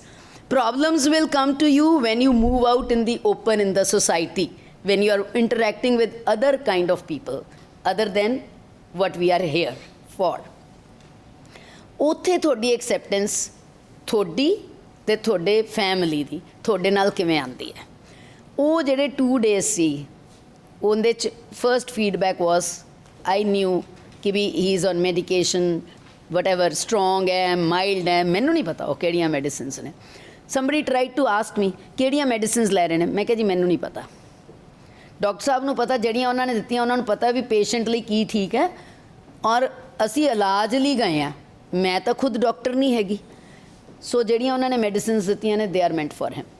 Those 2 nights he was very restless and I came and gave the feedback. ਪੁੱਛਦੇ ਆ ਸਾਰੇ ਡਾਕਟਰਸ ਕਾਉਂਸਲਰਸ ਕਿ how was the response at home. I knew ਕਿ ਵੀ let him move about in the room, light on ਕਰ ਦਿੱਤੀ, 2 ਵਜੇ ਉੱਠ ਗਏ, ਕੋਈ ਗੱਲ ਨਹੀਂ। I have to be patient with him. Patient ਉਹ ਨੇ ਪਰ ਮੈਨੂੰ ਆਪਣੀ ਟੋਲਰੈਂਸ ਅਤੇ ਪੇਸ਼ੈਂਸ ਮੌਜੂਦ ਰੱਖਣੀ ਪਏਗੀ if I want him to recover, ਕਿਉਂਕਿ ਮੈਂ ਖੁਦ ਬਹੁਤ ਕੁਛ ਸਿੱਖ ਰਹੀ ਹਾਂ ਉਸ ਟਾਈਮ ਦੇ ਉੱਪਰ। And this process went on. So we managed to complete our 100 days program. And immediately another litmus test came to our family ਕਿ ਅਗਸਤ ਦੇ ਵਿੱਚ ਹੀ ਸਾਡੇ ਸਰ ਜੁਲਾਈ ਐਂਡ ਦੇ ਵਿੱਚ 100 days ਹੋਏ ਸੀਗੇ। ਸੋ ਇਮੀਡੀਏਟਲੀ ਮੇਰੇ ਬੇਟੇ ਦਾ ਫੋਨ ਆਇਆ ਅਗਸਤ ਦੇ ਵਿੱਚ ਕਿ mama can you come Australia ਆਉਣਾ, ਕਿ ਬੇਟੇ ਨੂੰ ਲੋੜ ਹੈ, ਕਿ he is not keeping well ਅਤੇ ਅਸੀਂ ਇੰਨੀ ਛੁੱਟੀ ਨਹੀਂ ਲੈ ਸਕਦੇ। ਮੈਂ ਕਿਹਾ I can come but I will have to think about your dad, ਕਿ ਵੀ ਉਹਨਾਂ ਨੂੰ ਕਿਵੇਂ ਮੈਨੇਜ ਕਰਨਾ, ਕਿ ਅਗਰ ਮੈਂ 1 ਮਹੀਨੇ ਲਈ ਵੀ ਜਾਂਦੀ ਹਾਂ, ਮੈਂ I can't leave him alone like this, ਕਿ ਮੇਰਾ ਤਾਂ ਹੁਣ ਇੰਨੀ ਮਿਹਨਤ ਕਰਕੇ ਇੱਥੇ ਤੱਕ ਅਸੀਂ ਪਹੁੰਚੇ ਹਾਂ ਅਤੇ ਮੈਂ ਇਹਨਾਂ ਨੂੰ ਇਕੱਲੇ ਨਹੀਂ ਘਰ ਛੱਡ ਕੇ ਜਾ ਸਕਦੀ। ਨੋ ਵੇ। ਮੈਨੂੰ ਪਤਾ ਸੀਗਾ ਮੇਰੇ ਲਈ ਬੈਸਟ ਆਪਸ਼ਨ ਹੈ ਮੇਰਾ ਹਰਮਿਟੇਜ, ਕਿ ਮੈਂ ਇਹ ਹਰਮਿਟੇਜ ਹੀ ਰਹਿਣਗੇ 1 ਮਹੀਨਾ ਅਗਰ ਮੈਂ ਉੱਥੇ ਜਾਊਂਗੀ ਬਾਹਰ, ਕਿਉਂ ਮੈਨੂੰ ਪਤਾ ਘਰ ਨਹੀਂ ਇਹ ਚੀਜ਼ਾਂ ਮੈਨੇਜ ਹੋ ਸਕਦੀਆਂ। And then I told my son, ਮੈਂ ਕਿਹਾ let me speak. Then he says ਕਿ ਨਹੀਂ ਮੈਂ ਤਾਂ ਆਉਣਾ ਚਾਹੁੰਦਾ, ਮੈਂ ਵੀ ਨਾਲ ਚੱਲੂੰਗਾ। ਮੈਂ ਕਿਹਾ ਨਾ, ਮੈਂ ਕੋਈ ਡਿਸੀਜਨ ਨਹੀਂ ਲੈ ਰਹੀ, ਮੈਨੂੰ ਪਹਿਲਾਂ ਡਾਕਟਰ ਸਾਹਿਬ ਨਾਲ ਗੱਲ ਕਰਨ ਦਿਓ ਕਿ what is the best solution for this. We came, ask doctor sir, he says yes he can go. Medicines ਸਾਰੀਆਂ ਲੈ ਕੇ ਗਏ, ਨਾਲ ਲਿਖਵਾ ਕੇ ਲੈ ਕੇ ਗਏ, ਕਿਉਂਕਿ ਇੰਨੀਆਂ ਮੈਡੀਸਿਨਸ ਤੁਸੀਂ ਕੈਰੀ ਕਰ ਰਹੇ ਹੋ ਓਵਰਸੀਜ਼, ਸਾਰੀ ਚੈਕਿੰਗ ਹੋਣੀ ਹੈ ਕੀ ਹੈ ਤੁਹਾਡੀ problem, everything has to be done. But in the flight yes, ਤੁਸੀਂ ਮੰਨੋਗੇ ਫਸਟ ਫਲਾਈਟ ਸੀਗੀ ਸਰ, ਲੰਬੀ ਫਲਾਈਟ ਹੈ 13 ਘੰਟੇ ਦੀ, ਹਾਲਟ ਵੀ ਸੀਗਾ। ਫਲਾਈਟ ਦੇ ਵਿੱਚ ਕਿੰਨੀ ਨੇੜਿਓਂ ਤੀ ਤੁਹਾਡੀਆਂ ਟਰੋਲੀਜ਼ ਜਾਂਦੀਆਂ ਨੇ ਡਰਿੰਕਸ ਦੀਆਂ, ਏਅਰ ਹੋਸਟੈਸਸ ਸਭ ਨੂੰ ਸਰਵ ਕਰ ਰਹੀਆਂ, ਨਾਲ ਤੁਹਾਡੇ ਦੂਜੇ ਬੈਠੇ ਹੁੰਦੇ ਨੇ passengers. So I was very much alert and wide awake ਵੀ ਭਰਾਵਾ ਰੱਬਾ ਸੱਚੇ ਪਾਤਸ਼ਾਹ ਇੱਥੇ ਤੱਕ ਲਿਆਂਦਾ, ਹੁਣ ਅੱਗੇ ਵੀ ਬਾਂਹ ਫੜ ਕੇ ਪਲੀਜ਼ ਬੇੜਾ ਪਾਰ ਲੰਘਾ ਦੇ, ਮੇਰਾ ਬੰਦਾ ਤਾਂ ਸੁੱਖ ਸਾਨ ਨਾਲ ਉੱਥੇ ਪਹੁੰਚੇ ਅਤੇ ਸੁੱਖ ਸਾਨ ਨਾਲ ਅਸੀਂ ਵਾਪਸ ਆਈਏ ਆਪਣੇ ਲੁਧਿਆਣੇ। Thank God that journey was little okay, though I was tense. I do not know about him. We came out of it. 1 ਮਹੀਨਾ 1.5 ਮਹੀਨਾ ਲਗਾ ਕੇ ਆਏ ਸੀ, ਪਤਾ ਨਹੀਂ ਮੈਨੂੰ ਉਸ ਤੋਂ ਪਿੱਛੋਂ ਫਿਰ ਅਸੀਂ ਆਏ, ਵੀ ਅਗੇਨ ਕੇਮ ਟੂ ਰੀਹੈਬ। 20 ਦਿਨ 15 ਦਿਨ ਅਸੀਂ ਔਨ ਐਂਡ ਆਫ ਇਹ ਆਂਦੇ ਸੀਗੇ। ਇਹਦੀ ਜਰਨੀ ਕੋਈ ਵੀ ਸਿਖਾਲੀ ਨਹੀਂ ਹੈਗੀ। ਜਦੋਂ ਆਪਾਂ ਇੱਕ ਬੱਚੇ ਨੂੰ ਚੱਲਣਾ ਸਿਖਾਉਂਦੇ ਹਾਂ, ਕਿੰਨੀ ਵਾਰੀ ਉਹ ਬੱਚਾ ਡਿੱਗਦਾ ਹੈ ਅਤੇ ਕਿੰਨੀ ਵਾਰੀ ਉਹ ਖੜਾ ਹੁੰਦਾ ਹੈ ਅਤੇ ਤਾਂ ਉਹ ਤੁਰਨਾ ਸਿੱਖਦਾ। ਫਸਟ ਸਟੈਪ ਲੈਂਦਾ, 2 ਲੈਂਦਾ, ਫਿਰ ਡਿੱਗੂਗਾ, 4 ਲਊਗਾ, ਫਿਰ ਡਿੱਗੂਗਾ। So it was a long journey and it took us at least 2 years regular follow up with the Hermitage and the hospital, and that is the way that we have come, you know, through this, and now it's 7 years. But from the last 2 years, sir, yes, I am very happy to say this कि we were all at home, lockdown करके बहुत चीज़ां सिखा लियां होईयां क्योंकि बाहर दा exposure घट गया, सारा कुछ घर ही आंदा सी, सो बाहर जाण दी लोड़ ही नहीं सी पैंदी। ਉਹ ਵੀ ਇੱਕ ਸਾਡੀ ਸੇਵਿੰਗ ਗ੍ਰੇਸ ਸੀਗੀ ਕਿ ਕਿਤੇ ਵੀ ਅਸੀਂ ਬਾਹਰ ਨਹੀਂ ਸੀ ਨਿਕਲ ਪਾ ਰਹੇ। So that is how we tide ਮਤਲਬ you know went along and here we are. So it's all thanks to sir, the team, wonderful team. Any day, sir, any day, a big salute. Really indebted, sir. A second innings thodi badaulat ne. Otherwise, we wouldn't be here like this, comfortable. The way he dresses up now is totally different from what he used to be, and eating. Conscious about what we are eating, nutritional factor, food factor, जो भी है, and going about places together. We never went anywhere. We never went for a honeymoon, to be very precise. And it is only after this recovery process that started, and it is a continuous process. Like he says, there is, its destination is the end term life ਦੀ। ਇਹ ਚੱਲਣਾ ਹੀ ਚੱਲਣਾ ਹੈ। ਅਗਰ ਤੁਸੀਂ recovery 'ਚ ਨਹੀਂ ਰਹਿਣਾ ਤਾਂ ਤੁਹਾਡੀ ਜ਼ਿੰਦਗੀ ਪਹਿਲਾਂ ਹੀ ਖਤਮ ਹੈ। You are not there, you know. ਤੁਸੀਂ ਕੀ ਪਲੈਜ਼ਰਸ, ਪਰਮਾਤਮਾ ਨੇ ਇੰਨਾ ਕੁਝ ਦਿੱਤਾ ਹੋਇਆ, ਇੰਨੀਆਂ ਬਲੈਸਿੰਗਸ ਨੇ, ਅਸੀਂ ਉਹਨਾਂ ਨੂੰ ਰੈਕਗਨਾਈਜ਼ ਹੀ ਨਹੀਂ ਕਰਦੇ ਕਿਉਂਕਿ ਅਸੀਂ ਉਹਦੇ 'ਚ ਹੀ ਇੰਨੇ ਕੁ ਆਪਣੀ ਦੁਨੀਆ 'ਚ ਹੀ ਗਵਾਚੇ ਰਹਿੰਦੇ ਹਾਂ। ਸੋ ਉਸ ਦੁਨੀਆ ਤੋਂ ਬਾਹਰ ਆਉਣ ਲਈ ਤੁਹਾਨੂੰ ਤਾਂ ਹੀ ਸਾਰੀਆਂ ਚੀਜ਼ਾਂ ਦਾ ਨਜ਼ਾਰਾ ਤੁਸੀਂ ਇੰਜੋਏ ਤਾਂ ਹੀ ਕਰ ਸਕਦੇ ਹੋ ਅਗਰ ਉਸ ਦੁਨੀਆ ਤੋਂ ਬਾਹਰ ਆ ਕੇ ਦੇਖੋਗੇ। ਅਵੇਅਰਨੈਸ ਜਦੋਂ ਆਏਗੀ, ਤੁਹਾਡਾ ਮਾਈਂਡ ਜਾਗਦਾ ਹੋਊਗਾ, ਵਾਕਈ ਜ਼ਿੰਦਾ ਹੋਊਗਾ, not sleeping, not in a slumber. So that is the whole story, sir. And now we go out, mix up with people. He talks so much now, which he never used to do earlier. He was always clamped shut. And before his addiction, again he used to crack jokes. पर ਉਹ ਹੁਣ ਦੁਬਾਰਾ same ਚੀਜ਼ ਸ਼ੁਰੂ ਹੋਈ ਹੈ ਕਿ humor is there, yes, in our life. In fact, he wrote one joke for the Reader's Digest, and I used to, like all his friends used to tell him in the army कि sir आप इतने अच्छे jokes करते हो, लिखा करो इनको, book एक compile करो, do something constructive. So that's what he started doing, and he is writing these days now, and yes, meeting different kinds of people. ਜਿਹੜਾ ਮਤਲਬ same age group I would say ਜਿਨ੍ਹਾਂ ਨਾਲ ਕਦੇ interact ਹੀ ਨਹੀਂ ਸੀ ਕਦੇ ਪਹਿਲਾਂ ਕੀਤਾ ਲਾਈਫ ਦੇ ਵਿੱਚ, ਉਹਨਾਂ ਨਾਲ ਕਰ ਰਹੇ ਨੇ। We just met recently one IFS person there in Ludhiana sir, ਔਰ ਖੁਦ ਇੱਛਾ ਹੋਈ ਕਿ ਮੈਂ ਬੁੱਕਸ ਸ਼ੇਅਰ ਕਰਾਂ ਉਹਨਾਂ ਦੇ ਨਾਲ ਕਿ ਬੇਟੇ ਨੂੰ ਕਿਹਾ ਸੀ ਇੱਕ ਬੁੱਕ ਉੱਥੋਂ ਬਾਹਰੋਂ ਭੇਜ, ਉੱਥੇ ਸੀਗੀ is it beyond the influence that you gave to him? Beyond is second. Sir, there's a addict, decorated Second World War pilot. I'm forgetting his name. He's written a book, Under the Influence. He was himself a psychologist. I think he is no more now. And his co-author is a psychologist, America. ਉਹਨੇ ਹੁਣ Under the Influence ਤੋਂ next book ਲਿਖੀ ਹੈ, Beyond Influence. So I'll get those books here, sir. People can read. It is not available in India, sir. Okay. Son sent me from America, and ਉੱਥੋਂ ਤੁਸੀਂ ਉਹਨੂੰ ਭੇਜ ਵੀ ਨਹੀਂ ਸਕਦੇ, sir. Somebody was coming through him. We got the books. ਕੋਈ question ਕਿਸੇ ਦੇ?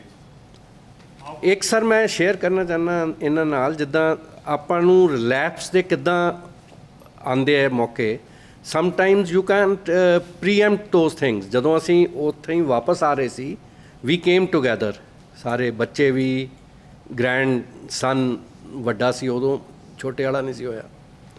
ਅਤੇ ਉਹ ਸੈਂਟਰ ਵਾਲੀਆਂ ਸੀਟਾਂ ਉਹਨਾਂ ਦੀਆਂ ਸੀ, ਸਾਈਡ ਵਾਲੀਆਂ 2 ਮੇਰੀਆਂ ਅਤੇ ਵਾਈਫ ਦੀਆਂ ਸੀ। ਅਤੇ ਉਹ ਜਾ ਰਹੀਆਂ ਸੀ ਜਦੋਂ ਨੈਚੁਰਲੀ ਟਰੇ ਲੈ ਕੇ, ਅਤੇ ਮੇਰੀ ਨਜ਼ਰ ਐ ਹੁੰਦੀ ਸੀ, ਤਾਂ she used to do like this, ਜਿੱਦਾਂ ਬੱਚੇ ਨੂੰ ਕਹਿੰਦੇ ਨਾ ਵੀ ਉੱਧਰ ਨਹੀਂ ਦੇਖਣਾ। ਅਤੇ ਰਾਤ ਦੇ 12 ਕੁ ਵਜੇ ਉਹ ਗ੍ਰੈਂਡ ਸਨ ਉੱਠ ਗਿਆ ਸਰ, ਉਹਦੀ ਸੀਟ ਨਹੀਂ ਸੀ ਕਿਉਂਕਿ ਹੀ ਵਾਜ਼ ਅੰਡਰ 2, ਅਤੇ ਹੀ ਕੇਮ ਦੇਅਰ, ਕਹਿੰਦਾ ਦਾਦੂ get up, I want to sit with ਦਾਦੀ। ਅਤੇ ਹੁਣ ਮੈਂ ਉੱਠ ਗਿਆ ਅਤੇ ਖੜਾ ਤਾਂ ਰਹਿ ਨਹੀਂ ਸਕਦਾ ਉੱਤੇ। ਤਾਂ 에ਅਰ ਹੋਸਟੈਸ ਸੈਡ ਵੀ sir there is a vacant seat ਪਿੱਛੇ ਐਂਡ 'ਚ, ਇਸ it was in the beginning, ਅਤੇ ਐਂਡ 'ਚ ਸੀਟ 'ਤੇ ਉਹਨੇ ਬਿਠਾਤਾ ਰਾਤ ਦੇ 2 ਵਜੇ, ਮਤਲਬ ਅਰਲੀ ਮੋਰਨਿੰਗ। ਅਤੇ ਉਹ ਸ਼ੀ ਵਾਜ਼ ਵਾਚਿੰਗ ਵੀ ਇਹ ਮੇਰਾ ਮੂੰਹ ਇੱਧਰ ਕਰ ਦਿੰਦੀ ਹੈ ਡਰਿੰਕ ਦੀ। She came to me at 2 o'clock, ਕਹਿੰਦੀ sir can I get you a drink now. I came back to her, ਮੈਂ ਕਿਹਾ ਇੱਥੇ ਖਤਰਾ ਹੈ ਬਹੁਤ, ਮੈਂ ਜ਼ਿਆਦਾ ਰਜਿਸਟ ਨਹੀਂ ਕਰ ਸਕਦਾ। ਉਹਨੇ ਨੋਟਿਸ ਕਰ ਲਿਆ ਵੀ ਇਹਨੂੰ ਜ਼ਬਰਦਸਤੀ ਰੋਕ ਰਹੀ ਹੈ, ਅਤੇ ਉਹਨੇ ਕਿਹਾ ਵੀ ਹੁਣ ਕਰ ਲਾ।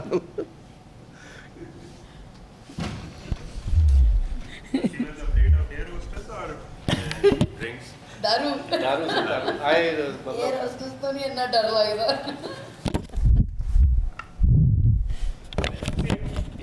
ਗੱਲ ਦੱਸੋ, ਤੁਹਾਡੀ ਹਸਬੈਂਡ ਵਾਈਫ ਦੀ ਫਰੈਂਡਸ਼ਿਪ ਬੜੀ ਡਿਫਰੈਂਟ ਤਰ੍ਹਾਂ ਦੀ, ਮਤਲਬ it's more of a friendship, companionship, ਬੜੀ ਕੁਆਲਿਟੀ ਹੈ।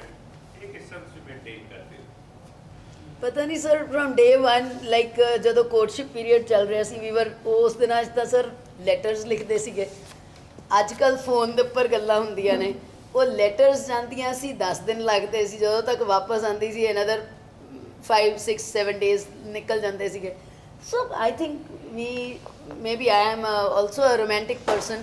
ਤਾਂ ਉਹ ਚਿੱਠੀਆਂ 'ਚ ਅਸੀਂ ਬਹੁਤ ਕੁਝ ਲਿਖਦੇ ਸੀਗੇ, ਉਹ ਚਿੱਠੀਆਂ ਹਜੇ ਵੀ ਪਈਆਂ ਨੇ sir. And somehow I feel ਕਿ ਜਦੋਂ ਤੁਸੀਂ ਵਾਕਈ ਇੱਕ ਨੂੰ ਲਾਈਕ ਕਰਦੇ ਹੋ ਜਾਂ ਪਿਆਰ ਕਰਦੇ ਹੋ, there should be transparency in your relationship. And I used to tell him right from the very beginning कि we should be the best of friends first, then husband and wife. ਕਿ best friends ਹੋਵਾਂਗੇ ਤਾਂ ਤਾਂ ਹੀ ਹੈ ਨਾ ਵੀ ਅਸੀਂ ਇੱਕ ਦੂਜੇ ਨੂੰ ਟਰਸਟ ਕਰਨਾ ਤਾਂ ਹੀ ਸਿੱਖਦੇ ਹਾਂ ਨਾ ਸਰ, ਅਗਰ ਆਪਾਂ ਫਰੈਂਡਸ਼ਿਪ ਹੁੰਦੀ ਹੈ। ਹਸਬੈਂਡ ਵਾਈਫ ਦਾ ਰਿਲੇਸ਼ਨਸ਼ਿਪ ਫਿਰ ਅਗਰ ਬਹੁਤ ਜ਼ਿਆਦਾ ਫਾਰਮਲ ਹੀ ਰੱਖਣਾ ਤਾਂ ਫਿਰ ਤੋਂ ਕਹਾਣੀ ਜੀ ਨਹੀਂ ਬਣਦੀ। ਪਤਾ ਨਹੀਂ, ਆਈ ਡੂ ਨਾਟ ਨੋ, ਮੈਨੂੰ ਨਹੀਂ ਸਮਝ ਲੱਗੀ ਉਸ ਚੀਜ਼ 'ਚ ਵੀ ਕਿਵੇਂ ਹੈ। It just happened. You drove all the way from Ludhiana to this place, Amritsar. Every time you had to come for follow-up. We used to bring cakes and home-baked cake. Ki siga sara, what was that? Emotional attachment, and what I feel I am akin to all people over here. I am the same, I am sailing in the same boat. And affinity कि एक मैं अपने it gives me feeling of happiness, when I do something for others. I have never been a self-centered person, never. Always giving out. And ਉਹ ਬਸ ਮੇਰਾ ਇੱਕ way ਸੀਗਾ ਕਿ just saying a little thank you, repaying back for all the love and acceptance that I got here, a feeling of belonging. ਇਹ ਮੇਰੀ ਇੱਕ family ਹੈ sir, and you do everything for your family.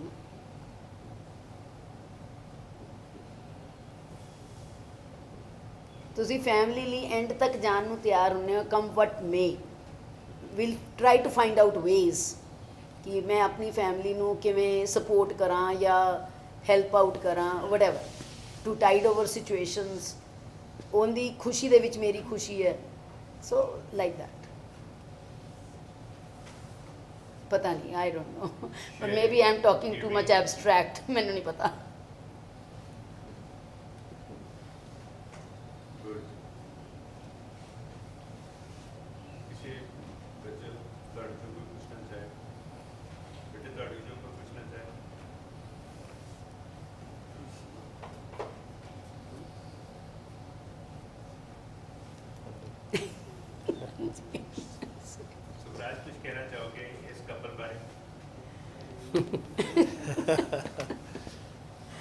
मैं की कहा sir 7 years ਹੋ ਗਿਆ ਜਿਹਨਾਂ ਦੇ complete Congratulations. We are celebrating thank you but you like to say ਇਹਨਾਂ ਦਾ ਕਿੰਨਾ ਕੋਈ ਇੰਪ੍ਰੈਸ਼ਨ ਸੀਗਾ ਤੁਹਾਡੀ ਆਪਣੀ ਰਿਕਵਰੀ ਦੇ ਵਿੱਚ? काफ़ी सर क्योंकि they are family, they are actually my family and watching both my mamas go through the recovery process, it gave me a little bit of you can say inspiration.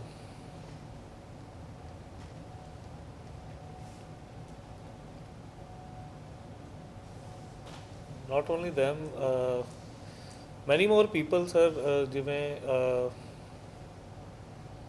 ਮੈਨੂੰ ਯਾਦ ਹੈ ਉਹ ਅੰਮ੍ਰਿਤ ਸੰਧੂ ਹੁੰਦਾ ਸੀ ਤੇ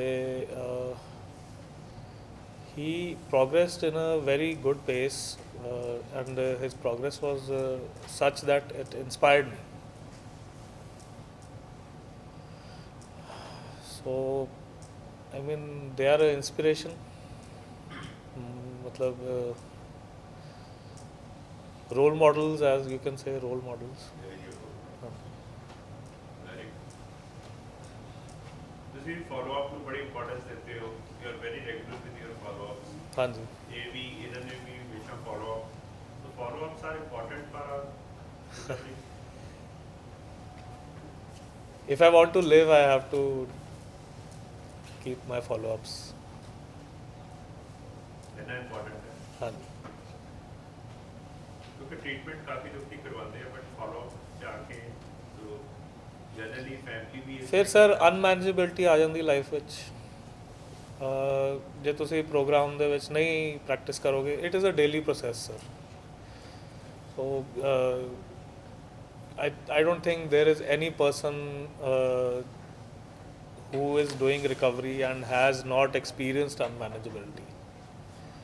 ਜਿਹਨੇ ਐਕਸਪੀਰੀਅੰਸ ਕੀਤੀ ਹੈ ਉਹਨੂੰ ਹੀ ਪਤਾ ਹੈ ਵੀ ਕੀ ਹਾਲ ਹੁੰਦਾ ਹੈ ਜੇ ਅਸੀਂ ਪ੍ਰੋਗਰਾਮ ਨਾ ਕਰੀਏ।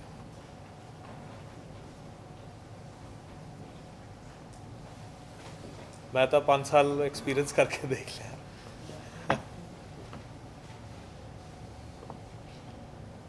ਸਟੈਪ 1 ਦੇ ਵਿੱਚ ਆਉਣ ਨੂੰ ਹੀ 5 ਸਾਲ ਲੱਗ ਗਏ। just to accept that I have a disease, I am ਬਿਮਾਰ ਬੰਦਾ ਮੈਂ, took me 5 years.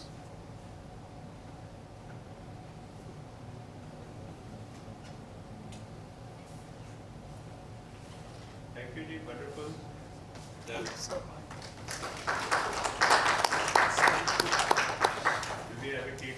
ਬੱਚੇ ਤੁਹਾਨੂੰ ਦੇਖੋ, ਮੈਂ ਇੱਕ ਚੀਜ਼ ਜਿਹੜੀ ਦੱਸਣਾ ਚਾਹੂੰਗਾ ਨਾ ਕਿ ਸਭ ਤੋਂ ਇੰਪੋਰਟੈਂਟ ਪਾਰਟ ਨਾ ਫੋਲੋ ਅਪ ਹੈ। ਫੋਲੋ ਅਪ ਤੋਂ ਬਗੈਰ ਕੋਈ ਚੀਜ਼ ਨਹੀਂ ਹੈ। ਰਿਕਵਰੀ ਪੋਸੀਬਲ ਹੀ ਨਹੀਂ ਹੈ ਫੋਲੋ ਅਪ ਤੋਂ ਬਗੈਰ। ਜੇ ਤੁਸੀਂ ਕਹੋ ਕਿ ਇੱਕ ਟਾਈਮ ਤੁਸੀਂ ਬਹੁਤ ਵਧੀਆ ਰਿਕਵਰੀ ਕਰ ਲਈ, ਬਸ ਹੁਣ ਤੁਹਾਨੂੰ ਰੈਸਟ ਆਫ ਦਾ ਲਾਈਫ ਕੁਝ ਸੋਚਣ ਦੀ ਲੋੜ ਨਹੀਂ ਹੈ, ਕੱਟ ਆਫ ਹੋ ਜਾਣਾ ਇੱਥੋਂ, ਜਾਂ ਇਸ ਫੈਮਿਲੀ ਦੇ ਨਾਲ ਨਹੀਂ ਜੁੜਨਾ। ਜਿੰਨਾ ਤੁਸੀਂ ਇਸ ਫੈਮਿਲੀ ਦੇ ਨਾਲ ਪਿਆਰ ਪਾ ਲਓਗੇ ਨਾ, ਜਿੰਨਾ ਤੁਸੀਂ ਫੋਲੋ ਅਪ 'ਚ ਸੌਖੇ ਰਹੋਗੇ, ਇੱਕ ਚੀਜ਼ ਨਾ ਖ਼ਤਮ ਕਰ ਦਿਓ ਕਿ ਸਾਡੇ ਤੇ ਤੁਹਾਡੇ ਵਿਚਕਾਰ ਨਾ ਕੋਈ ਵਿੱਥ ਨਹੀਂ ਰਹਿਣੀ ਚਾਹੀਦੀ, ਡਰ ਦੀ ਭਾਵਨਾ ਨਹੀਂ ਹੋਣੀ ਚਾਹੀਦੀ, ਇੱਕ ਦੂਜੇ ਕੋਲੋਂ ਡਰਨਾ ਨਹੀਂ ਚਾਹੀਦਾ। ਇਹ ਨਾ ਸੋਚੋ ਕਿ ਇਹ ਸਾਨੂੰ ਜੱਜ ਕਰਨਗੇ, ਅਸੀਂ ਜਾਵਾਂਗੇ ਕੀ ਕਹਿਣਗੇ। ਡਰ ਆਪਸ ਦੇ ਵਿੱਚ ਸਾਡਾ ਡਰ ਵਾਲਾ ਰਿਲੇਸ਼ਨ ਨਹੀਂ ਹੋਣਾ ਚਾਹੀਦਾ। ਵਿੱਚੋਂ ਡਰ ਕੱਢ ਦਿਓ, ਪਿਆਰ ਆਪੇ ਹੀ ਆ ਜਾਏਗਾ। ਐਂਡ ਜੇ ਪਿਆਰ ਆ ਜਾਏਗਾ ਤਾਂ ਤੁਹਾਡਾ ਕਨੈਕਸ਼ਨ ਬਣ ਜਾਏਗਾ ਅਤੇ ਫੋਲੋ ਅਪ ਤੁਹਾਡਾ ਸੌਖਾ ਹੋ ਜਾਏਗਾ। ਜੇ ਤੁਸੀਂ ਡਰ ਰੱਖ ਕੇ ਜਾਓਗੇ ਨਾ, ਜਾਂ ਨਫ਼ਰਤ ਰੱਖ ਕੇ ਜਾਓਗੇ, ਜਾਂ ਕੋਈ ਨੈਗੇਟਿਵ ਭਾਵਨਾ ਰੱਖ ਕੇ ਜਾਓਗੇ, ਤੁਹਾਡੇ ਵਾਸਤੇ ਫੋਲੋ ਅਪ ਕਰਨਾ ਔਖਾ ਰਹੇਗਾ। ਕੋਈ ਨਾ ਕੋਈ ਤਰੀਕਾ, ਕੋਈ ਨਾ ਕੋਈ ਜੋੜ ਇਹੋ ਜਿਹਾ ਬਣਾ ਲਓ। ਡਰ ਨੂੰ ਬਿਲਕੁਲ ਇਸ ਚੀਜ਼ 'ਚੋਂ ਕੱਢ ਦਿਓ। ਸਾਡਾ ਤੁਹਾਡਾ ਰਿਸ਼ਤਾ ਡਰ ਵਾਲਾ ਹੈਗਾ ਹੀ ਨਹੀਂ ਹੈ। ਤੁਸੀਂ ਇਲਾਜ ਵਾਸਤੇ ਆਏ ਹੋ, ਅਸੀਂ ਤੁਹਾਡਾ ਇਲਾਜ ਕਰਨਾ ਚਾਹੁੰਦੇ ਹਾਂ। ਇੱਕ ਪੇਸ਼ੈਂਟ ਇੱਕ ਡਾਕਟਰ ਕੋਲ ਇਲਾਜ ਵਾਸਤੇ ਆਉਂਦਾ, ਇੱਕ ਡਾਕਟਰ ਬੜੀ ਰੀਝ ਨਾਲ ਉਹਦਾ ਇਲਾਜ ਕਰਦਾ। ਤੁਸੀਂ ਮਤਲਬ ਤੁਹਾਡੇ ਘਰਦਿਆਂ ਦੀ ਜ਼ਿੰਮੇਵਾਰੀ ਚਲੋ ਠੀਕ ਹੈਗੀ ਹੈ, ਬਟ ਤੁਸੀਂ ਕਦੀ ਸੋਚ ਕੇ ਦੇਖੋ ਕਿ ਇੱਕ ਡਾਕਟਰ ਦੀ ਕਿੰਨੀ ਜ਼ਿੰਮੇਵਾਰੀ ਹੁੰਦੀ ਹੈ। ਸਾਡਾ ਕੰਮ ਔਖਾ ਜ਼ਰੂਰ ਹੈ, ਪਰ ਸਾਨੂੰ ਔਖਾ ਲੱਗਦਾ ਨਹੀਂ ਹੈ, ਮਜ਼ੇਦਾਰ ਲੱਗਦਾ ਹੈ। ਜੇ ਤੁਸੀਂ ਸਾਨੂੰ ਮਤਲਬ ਸਮਝੋ ਕਿ ਅਸੀਂ ਜ਼ਿੰਮੇਵਾਰੀ ਬੜੀ ਹੈ। ਤੁਸੀਂ ਦੇਖੋ ਕਿ ਮੇਰੇ ਕੋਲ ਹੁਣ ਤੁਸੀਂ 30 ਪੇਸ਼ੈਂਟਸ ਹੋ, ਮੈਨੂੰ 30 ਦੀ ਜ਼ਿੰਮੇਵਾਰੀ ਹੈ। 30 ਜਦੋਂ ਮੈਂ ਰਾਤ ਸੌਂਦਾ ਤੇ ਮੈਂ ਸੋਚਦਾ ਕਿ 30 ਦੇ 30 ਹੈ ਠੀਕ ਰਹਿਣ। 20 ਬੰਦੇ ਜਿਹੜੇ ਮੈਂ ਭਾਟੀਆ ਹਸਪੀਟਲ 'ਚ ਕੀਤੇ ਆ ਉਹ ਵੀ ਠੀਕ ਰਹਿਣ, ਉਹਨਾਂ ਦੀ ਰਾਤ ਠੀਕ ਠਾਕ ਲੰਘੇ। ਤੁਸੀਂ ਦੱਸੋ ਕਿ ਜ਼ਿੰਮੇਵਾਰੀ ਕਿੰਨੀ ਹੈ? ਇੱਕ ਜਾਨ ਦੀ ਜ਼ਿੰਮੇਵਾਰੀ, ਇੱਕ ਜਾਨ ਦੀ ਜ਼ਿੰਮੇਵਾਰੀ। ਮਤਲਬ ਤੁਸੀਂ ਦੇਖੋ, ਕਦੀ ਜੇ ਤੁਸੀਂ ਇਸ ਚੀਜ਼ ਦਾ ਅਹਿਸਾਸ ਕਰੋ ਨਾ, ਫਿਰ ਤਾਂ ਤੁਹਾਨੂੰ ਸਾਡੇ ਨਾਲ ਪਿਆਰ ਹੋ ਜਾਏਗਾ ਕਿ ਅਸੀਂ ਮਤਲਬ ਉਹ ਜ਼ਿੰਮੇਵਾਰੀ ਚੁੱਕੀ ਹੈ। ਬਾਕੀ ਸਾਰੇ ਕੰਮ ਦੁਨੀਆ ਦੇ ਇੰਪੋਰਟੈਂਟ ਹੈਗੇ ਹੈ, ਪਰ ਤੁਸੀਂ ਕਿਸੇ ਦੀ ਜਾਨ ਦੀ ਜ਼ਿੰਮੇਵਾਰੀ ਚੁੱਕਣੀ, ਦੇਖ ਲਓ ਕਿੰਨਾ ਕੁ ਔਖਾ ਕੰਮ ਹੈ। ਜੇ ਤੁਸੀਂ ਇਹ ਵਾਲੀ ਸਾਡੀ ਤਕਲੀਫ ਦੇਖ ਲਓ ਨਾ, ਇਹ ਤਕਲੀਫ ਦੇ ਕੰਮ ਹੈ। ਜੇ ਤੁਸੀਂ ਇਹ ਸੋਚੋ ਨਾ ਕਿ ਮੈਨੂੰ ਤਕਲੀਫ ਕੋਈ ਨਹੀਂ, ਔਖਾ ਨਹੀਂ ਹੈਗਾ, ਹੈ ਮਜ਼ੇਦਾਰ ਹੈ। ਔਖਾ ਤਾਂ ਹੁੰਦਾ ਜੇ ਤੁਹਾਨੂੰ ਕੰਮ ਆਪਣਾ ਪਸੰਦ ਨਾ ਹੋਏ। ਮੈਨੂੰ ਕੰਮ ਬਹੁਤ ਆਪਣਾ ਪਸੰਦ ਹੈ, ਪਰ ਇਹ ਤਕਲੀਫ ਤਾਂ ਇਸ ਕਰਕੇ ਹੈ ਕਿਉਂਕਿ ਇਹਦੇ 'ਚ ਜਾਨ ਦਾ ਰਿਸਕ ਬੜਾ ਹੈ। ਇਹ ਬਿਮਾਰੀ ਇਸ ਤਰ੍ਹਾਂ ਦੀ ਹੈ ਜਿਹਦੇ 'ਚ ਹਰ ਵੇਲੇ ਤੁਹਾਨੂੰ ਮਤਲਬ ਨਾ ਕਿਤੇ ਲੱਗਦਾ ਰਹਿੰਦਾ ਕਿ ਜੇ ਕੋਈ ਮਤਲਬ ਇਹ ਬਿਮਾਰੀ ਇਸ ਤਰ੍ਹਾਂ ਦੀ ਹੈ ਨਾ, ਉਹਨੇ ਕਿੰਨਾ ਅੰਦਰੋਂ ਖ਼ਤਮ ਕਰਤਾ ਬੰਦੇ ਦੇ ਦਿਮਾਗ 'ਚ ਕੀ ਚੱਲ ਰਿਹਾ ਹੈ। Full of blocks. ਹਾਂਜੀ, ਫੁੱਲ ਆਫ ਬਲੌਕਸ ਹੈ। ਅਤੇ ਤੁਸੀਂ ਸੋਚੋ ਕਿ ਜੇ 50 ਬੰਦੇ ਹਸਪੀਟਲ ਦੇ ਵਿੱਚ ਤੁਹਾਡੇ ਹੈਗੇ ਹੈ ਅਤੇ ਤੁਸੀਂ ਰਾਤ ਨੂੰ ਸੌਣ ਲੱਗਿਆ ਤੁਹਾਨੂੰ 50 ਦੇ ਖਿਆਲ ਆ ਰਹੇ ਆ ਅਤੇ 50 ਬੰਦਿਆਂ ਦੀ ਤੁਸੀਂ ਜ਼ਿੰਮੇਵਾਰੀ ਚੁੱਕੀ ਹੈ ਅਤੇ 50 ਮਤਲਬ ਫੈਮਲੀਆਂ ਕੋਲੋਂ ਅਸੀਂ ਇਹ ਲਿਆ ਕਿ ਕੋਈ ਗੱਲ ਨਹੀਂ, ਅਸੀਂ ਤੁਹਾਡੇ ਵਾਸਤੇ ਕਰਾਂਗੇ। ਐਂਡ ਇਹ ਕਰਨਾ ਸੌਖਾ ਕੰਮ ਨਹੀਂ ਹੈਗਾ। ਜੇ ਤੁਸੀਂ ਇਹ ਵਾਲੀ ਸਾਡੀ ਤਕਲੀਫ ਥੋੜ੍ਹੀ ਸਮਝ ਲਓ ਨਾ, ਫਿਰ ਤੁਹਾਨੂੰ ਸਾਡੇ ਨਾਲ ਪਿਆਰ ਵੀ ਹੋ ਜਾਏਗਾ ਅਤੇ ਇੱਜ਼ਤ ਵੀ ਹੋ ਜਾਏਗੀ। ਸੌਖਾ ਕੰਮ ਨਹੀਂ ਹੈ, ਮੈਂ ਫਿਰ ਬਾਰ-ਬਾਰ ਕਹਿਣਾ, ਸੌਖਾ ਕੰਮ ਨਹੀਂ ਹੈ। ਸੌਖਾ ਇਸ ਕਰਕੇ ਨਹੀਂ ਹੈ ਕਿਉਂਕਿ ਜ਼ਿੰਮੇਵਾਰੀ ਬਹੁਤ ਜ਼ਿਆਦਾ। ਹਰ ਬੰਦਾ ਜਿਹੜਾ ਰਾਤ ਸੌਂਦਾ ਹੈ ਨਾ, ਉਹ ਸਵੇਰੇ ਉੱਠਣਾ ਚਾਹੀਦਾ ਠੀਕ ਠਾਕ। ਹਰ ਬੰਦਾ ਜਿਹੜਾ ਸਵੇਰੇ ਉੱਠਿਆ ਉਹ ਰਾਤ ਤੱਕ ਵਧੀਆ ਹੱਸਦਾ ਖੇਡਦਾ ਰਹੇ, ਆਪਣਾ ਨੁਕਸਾਨ ਨਾ ਕਰ ਸਕੇ। ਇਸ ਬਿਮਾਰੀ 'ਚ ਆਪਣਾ ਨੁਕਸਾਨ ਬੰਦਾ ਕੱਢਦਾ ਨਾ ਬੜਾ, ਫਿਰ ਇੱਕ ਦੂਸਰੇ ਦਾ ਨੁਕਸਾਨ ਨਾ ਕਰੇ। ਅਤੇ ਇਹ ਸਾਰੀਆਂ ਚੀਜ਼ਾਂ ਨੂੰ ਜੇ ਤੁਸੀਂ ਥੋੜ੍ਹਾ ਜਿਹਾ ਇੱਜ਼ਤ, ਥੋੜ੍ਹਾ ਜਿਹਾ ਪਿਆਰ ਨਾਲ ਦੇਖੋਗੇ ਨਾ ਕਿ ਕੋਈ ਤੁਹਾਨੂੰ ਪਿਆਰ ਕਰਦਾ, ਕੋਈ ਤੁਹਾਡੀ ਨਾ ਅੰਦਰ ਫਿਰ ਥੋੜ੍ਹਾ ਜਿਹਾ ਇੱਜ਼ਤ ਆ ਜਾਏਗੀ ਐਂਡ ਤੁਹਾਡੀ ਰੈਕਗਨੇਸ਼ਨ ਆ ਜਾਏਗੀ ਇਸ ਜ਼ਿੰਮੇਵਾਰੀ ਨੂੰ ਲੈ ਕੇ। ਜਿਹੜੀ ਜ਼ਿੰਮੇਵਾਰੀ ਅਸੀਂ ਚੁੱਕੀ ਹੋਈ ਹੈ ਨਾ, ਇਹ ਛੋਟੀ ਜਿਹੀ ਗੱਲ ਨਹੀਂ ਹੈਗੀ। ਇਹ ਕਿਸੇ ਚੀਜ਼ ਨਾਲ ਇਕੁਏਟ ਨਹੀਂ ਕੀਤੀ ਜਾ ਸਕਦੀ। ਜੇ ਤੁਸੀਂ ਸੋਚੋ ਕਿ ਪੈਸੇ ਨਾਲ ਇਕੁਏਟ ਕੀਤੀ ਜਾ ਸਕਦੀ ਹੈ, ਨਹੀਂ ਕੀਤੀ ਜਾ ਸਕਦੀ। ਇਹ ਬਹੁਤ ਔਖਾ, ਬੜਾ ਤਕਲੀਫ ਦੇ ਕੰਮ ਹੈ। ਜੇ ਪੈਸਾ ਕਮਾਉਣਾ ਹੋਵੇ ਨਾ, ਸ਼ਾਇਦ ਹੋਰ ਬਹੁਤ ਸਾਰੇ ਸੌਖੇ ਤਰੀਕੇ ਹੈਗੇ ਆ, ਪਰ ਇਹ ਕਾਫੀ ਔਖਾ ਕੰਮ ਹੈ। ਜੋ ਤੁਸੀਂ ਸਾਰੇ ਦੇ ਸਾਰੇ ਰਾਤੀ ਸੌਂਦੇ ਹੋ, ਫਿਰ ਮੈਨੂੰ ਇੱਕ ਇਨਫੋਰਮੇਸ਼ਨ ਆਉਂਦੀ ਹੈ ਕਿ ਸੌਂ ਗਏ ਹੈ, ਠੀਕ ਠਾਕ ਹੈ। ਫਿਰ ਜਦੋਂ ਸਵੇਰੇ ਤੁਸੀਂ ਉੱਠਦੇ ਹੋ, ਫਿਰ ਇੱਕ ਮੈਨੂੰ ਇਨਫੋਰਮੇਸ਼ਨ ਆਉਂਦੀ ਹੈ ਕਿ ਸਾਰੇ ਠੀਕ ਠਾਕ ਉੱਠ ਗਏ ਹੈ, ਰਾਤ ਠੀਕ ਰਹੀ ਹੈ। ਤੁਸੀਂ ਦੱਸੋ ਕਿ ਇਹ ਤਕਲੀਫ ਦੇ ਕੰਮ ਨਹੀਂ ਹੈ ਨਾ? ਜੇ ਤੁਸੀਂ ਇਸ ਚੀਜ਼ ਨੂੰ ਆਪਣੇ ਮਨ 'ਚ ਰੱਖੋ ਨਾ, ਅਤੇ ਫਿਰ ਤੁਹਾਡੀ ਇਸ ਜਗ੍ਹਾ ਵਾਸਤੇ ਵੀ ਇੱਜ਼ਤ ਬਣ ਜਾਏਗੀ ਅਤੇ ਸਾਡੇ ਸਟਾਫ ਵਾਸਤੇ ਵੀ ਅਤੇ ਮੇਰੇ ਵਾਸਤੇ ਵੀ, ਅਤੇ ਸਾਡੇ ਵਾਸਤੇ ਨਾ ਕੰਮ ਸੌਖਾ ਹੋ ਜਾਏਗਾ। ਅਸੀਂ ਆਪਸ 'ਚ ਫਿਰ ਜੁੜ ਜਾਵਾਂਗੇ। ਜਿਵੇਂ ਫੈਮਿਲੀ ਹੁੰਦੀ ਹੈ ਨਾ, ਕਿ ਬੰਦੇ ਸਾਰੇ ਸਵੇਰੇ ਉੱਠ ਕੇ ਸਾਰਿਆਂ ਨੂੰ ਸਤਿ ਸ਼੍ਰੀ ਅਕਾਲ ਕੀਤਾ, ਹੱਸਦਾ ਖੇਡਦੇ ਦੇਖਿਆ ਆਪਣੇ ਵੱਡਿਆਂ ਨੂੰ, ਆਪਣੇ ਬੱਚਿਆਂ ਨੂੰ, ਅਤੇ ਤੁਹਾਨੂੰ ਫਿਰ ਬੜੀ ਖੁਸ਼ੀ ਮਿਲਦੀ ਹੈ ਕਿ ਲਓ ਜੀ ਸਾਰੇ ਠੀਕ ਠਾਕ ਵਧੀਆ ਚਲਾ ਰਹੇ ਕੰਮ। ਸੋ ਜੇ ਤੁਸੀਂ ਇਸ ਚੀਜ਼ ਦੀ ਥੋੜ੍ਹੀ ਜਿਹੀ ਆਪਣੇ ਦਿਲ 'ਚ ਰੱਖੋਗੇ ਨਾ ਇੱਜ਼ਤ, ਫਿਰ ਤੁਹਾਨੂੰ ਇਸ ਜਗ੍ਹਾ ਨਾਲ ਅਟੈਚਮੈਂਟ ਹੋ ਜਾਏਗੀ ਅਤੇ ਤੁਹਾਨੂੰ ਲੱਗੇਗਾ ਕਿ ਇੱਥੇ ਬੰਦਿਸ਼ ਕੋਈ ਨਹੀਂ ਹੈ। ਇਹ ਆਜ਼ਾਦੀ ਵਾਸਤੇ ਇੱਕ ਸਫ਼ਰ ਹੈ ਅਤੇ ਇੱਥੇ ਬਾਰ-ਬਾਰ ਆਉਣ ਨਾਲ ਤੁਹਾਡੀ ਆਜ਼ਾਦੀ ਹਮੇਸ਼ਾ ਵਾਸਤੇ ਜ਼ਿੰਦਗੀ 'ਚ ਬਰਕਰਾਰ ਰਹੇਗੀ। ਸੋ ਕਿੰਨਾ ਦੇਖੋ ਪੁੰਨ ਵਾਲਾ ਕੰਮ ਹੈ। ਇੱਕ ਸਰ ਇੱਕ ਚੀਜ਼ ਮੈਂ ਪ੍ਰੈਕਟਿਸ ਕਰਦਾ ਹਾਂ ਡੇਲੀ ਰੂਟੀਨ। ਜੇ ਤੁਸੀਂ ਫੀਅਰ ਤੋਂ ਫ੍ਰੀ ਹੋਣਾ, you have to practice the program every day. You have to get into the program, practice your skills, practice your habits. ਮੈਟਕੋਗਨਾਈਜ਼ ਕਰੋ ਆਪਣੇ ਆਪ ਨੂੰ ਐਨਾਲਾਈਜ਼ ਕਰੋ, ਜਾ ਕੇ ਡਾਕਟਰ ਨਾਲ ਸ਼ੇਅਰ ਕਰੋ ਵੀ ਇਹ ਮੈਨੂੰ ਪ੍ਰੋਬਲਮ ਆ ਰਹੀ ਹੈ। ਵਿਨ ਸਿਚੁਏਸ਼ਨ ਹੈ, ਤੁਹਾਡਾ ਵੀ ਫਾਇਦਾ ਹੈ, ਡਾਕਟਰ ਦਾ ਵੀ ਫਾਇਦਾ ਹੈ। ਬੜੀ ਇੰਪੋਰਟੈਂਟ ਹੈ ਨਾ ਜੀ, ਸਾਡਾ ਰਿਲੇਸ਼ਨਸ਼ਿਪ ਬੜਾ ਇੰਪੋਰਟੈਂਟ ਹੈ। ਮਤਲਬ ਇਹ 'ਚ ਪਿਆਰ ਹੋਏ, ਇਹ 'ਚ ਇੱਜ਼ਤ ਹੋਏ, ਵਿਸ਼ਵਾਸ ਹੋਏ, ਟਰਸਟ ਹੋਏ, ਕਿਉਂਕਿ ਸੌਖਾ ਕੰਮ ਨਹੀਂ ਹੈ। ਮੈਂ ਤੁਹਾਨੂੰ ਉਹੀ ਗੱਲ ਕਰ ਰਿਹਾ ਕਿ ਸ਼ਾਇਦ ਸਾਰੇ ਕੰਮ ਔਖੇ ਹੁੰਦੇ ਆ, ਡਾਕਟਰੀ ਸੌਖਾ ਕੰਮ ਹੈਗਾ ਹੀ ਨਹੀਂ ਹੈ। ਕੰਸੈਂਟ ਲਿਖਾਉਂਦਾ ਹੈ, ਫਿਰ ਕੋਈ ਜਿਹੜਾ ਬੰਦਾ ਸਰਜਰੀ ਕਰ ਰਿਹਾ ਉਹ ਚੀਰ-ਫਾੜ ਕਰ ਰਿਹਾ ਹੈ, ਐਂਡ ਹਰ ਇੱਕ ਪੇਸ਼ੈਂਟ ਠੀਕ ਹੋਣਾ ਚਾਹੀਦਾ ਹੈ। ਐਂਡ ਜਿਹੜਾ ਤੁਹਾਨੂੰ ਪਤਾ ਹੈ ਕਿ ਤੁਹਾਡੇ ਸ਼ਾਇਦ ਬਹੁਤ ਸਾਰੀਆਂ ਚੀਜ਼ਾਂ ਵੱਸ 'ਚ ਨਹੀਂ ਹੁੰਦੀਆਂ, ਪਰਮਾਤਮਾ ਦੇ ਵੱਸ 'ਚ ਹੁੰਦੀਆਂ, ਪਰ ਤੁਸੀਂ ਇਸ ਅਨਕੰਟਰੋਲੇਬਿਲਟੀ, ਅਨਪ੍ਰੈਡਿਕਟੇਬਿਲਿਟੀ, ਅਨਸਰਟਨਟੀ, ਇਹਨਾਂ ਸਾਰੀਆਂ ਦੇ ਨਾਲ ਆਪਣੇ ਆਪ ਨੂੰ ਜ਼ਿੰਦਗੀ ਜੀਂਦੇ ਹੋ ਤੇ ਤੁਸੀਂ ਆਪਣਾ ਮਤਲਬ ਆਪਣਾ ਪਿਆਰ ਵੀ ਦਿਖਾਉਂਦੇ ਹੋ, ਤੁਸੀਂ ਆਪਣਾ ਜਜ਼ਬਾ ਵੀ ਦਿਖਾਉਂਦੇ ਹੋ, ਤੁਹਾਡਾ ਸ਼ੌਂਕ ਵੀ ਹੈ ਕਿ ਕੋਈ ਬੰਦਾ ਠੀਕ ਹੁੰਦਾ, ਚੇਂਜ ਹੁੰਦਾ, ਤੁਹਾਨੂੰ ਬੜੀ ਖੁਸ਼ੀ ਹੁੰਦੀ ਹੈ ਜਦੋਂ ਮੇਰੇ ਨਾਲ ਮੇਰੇ ਪੇਸ਼ੈਂਟਸ ਫੋਲੋ ਅਪ 'ਚ ਬੈਠਦੇ ਹੈ। ਅਨੁਰੂਧ ਆਇਆ, ਇਹ ਆਏ, ਕਰਨਲ ਸਾਹਿਬ ਆਏ, ਤੇ ਜਿਹੜੀ ਮੇਰੇ ਅੰਦਰ ਖੁਸ਼ੀ ਆ ਉਹ ਮੈਨੂੰ ਹੀ ਪਤਾ ਹੈਗੀ ਹੈ, ਤੁਸੀਂ ਉਹਦਾ ਸ਼ਾਇਦ ਤਸੱਵਰ ਨਹੀਂ ਕਰ ਸਕਦੇ, ਪਰ ਮੇਰੇ ਅੰਦਰ ਦੀ ਇੱਕ ਆਪਣੀ ਕੰਪਲੀਸ਼ਨ ਹੈਗੀ ਹੈ ਕਿ ਮੇਰੇ ਜ਼ਿੰਦਗੀ ਦਾ ਏਮ ਠੀਕ ਚੱਲ ਰਿਹਾ ਹੈ, ਸਭ ਕੁਝ ਠੀਕ ਚੱਲ ਰਿਹਾ I am right on the right path. So ਇਹਦੀ ਇੱਕ ਕੰਪਲੀਸ਼ਨ ਹੁੰਦੀ ਹੈ। ਥੈਂਕ ਯੂ ਜੀ।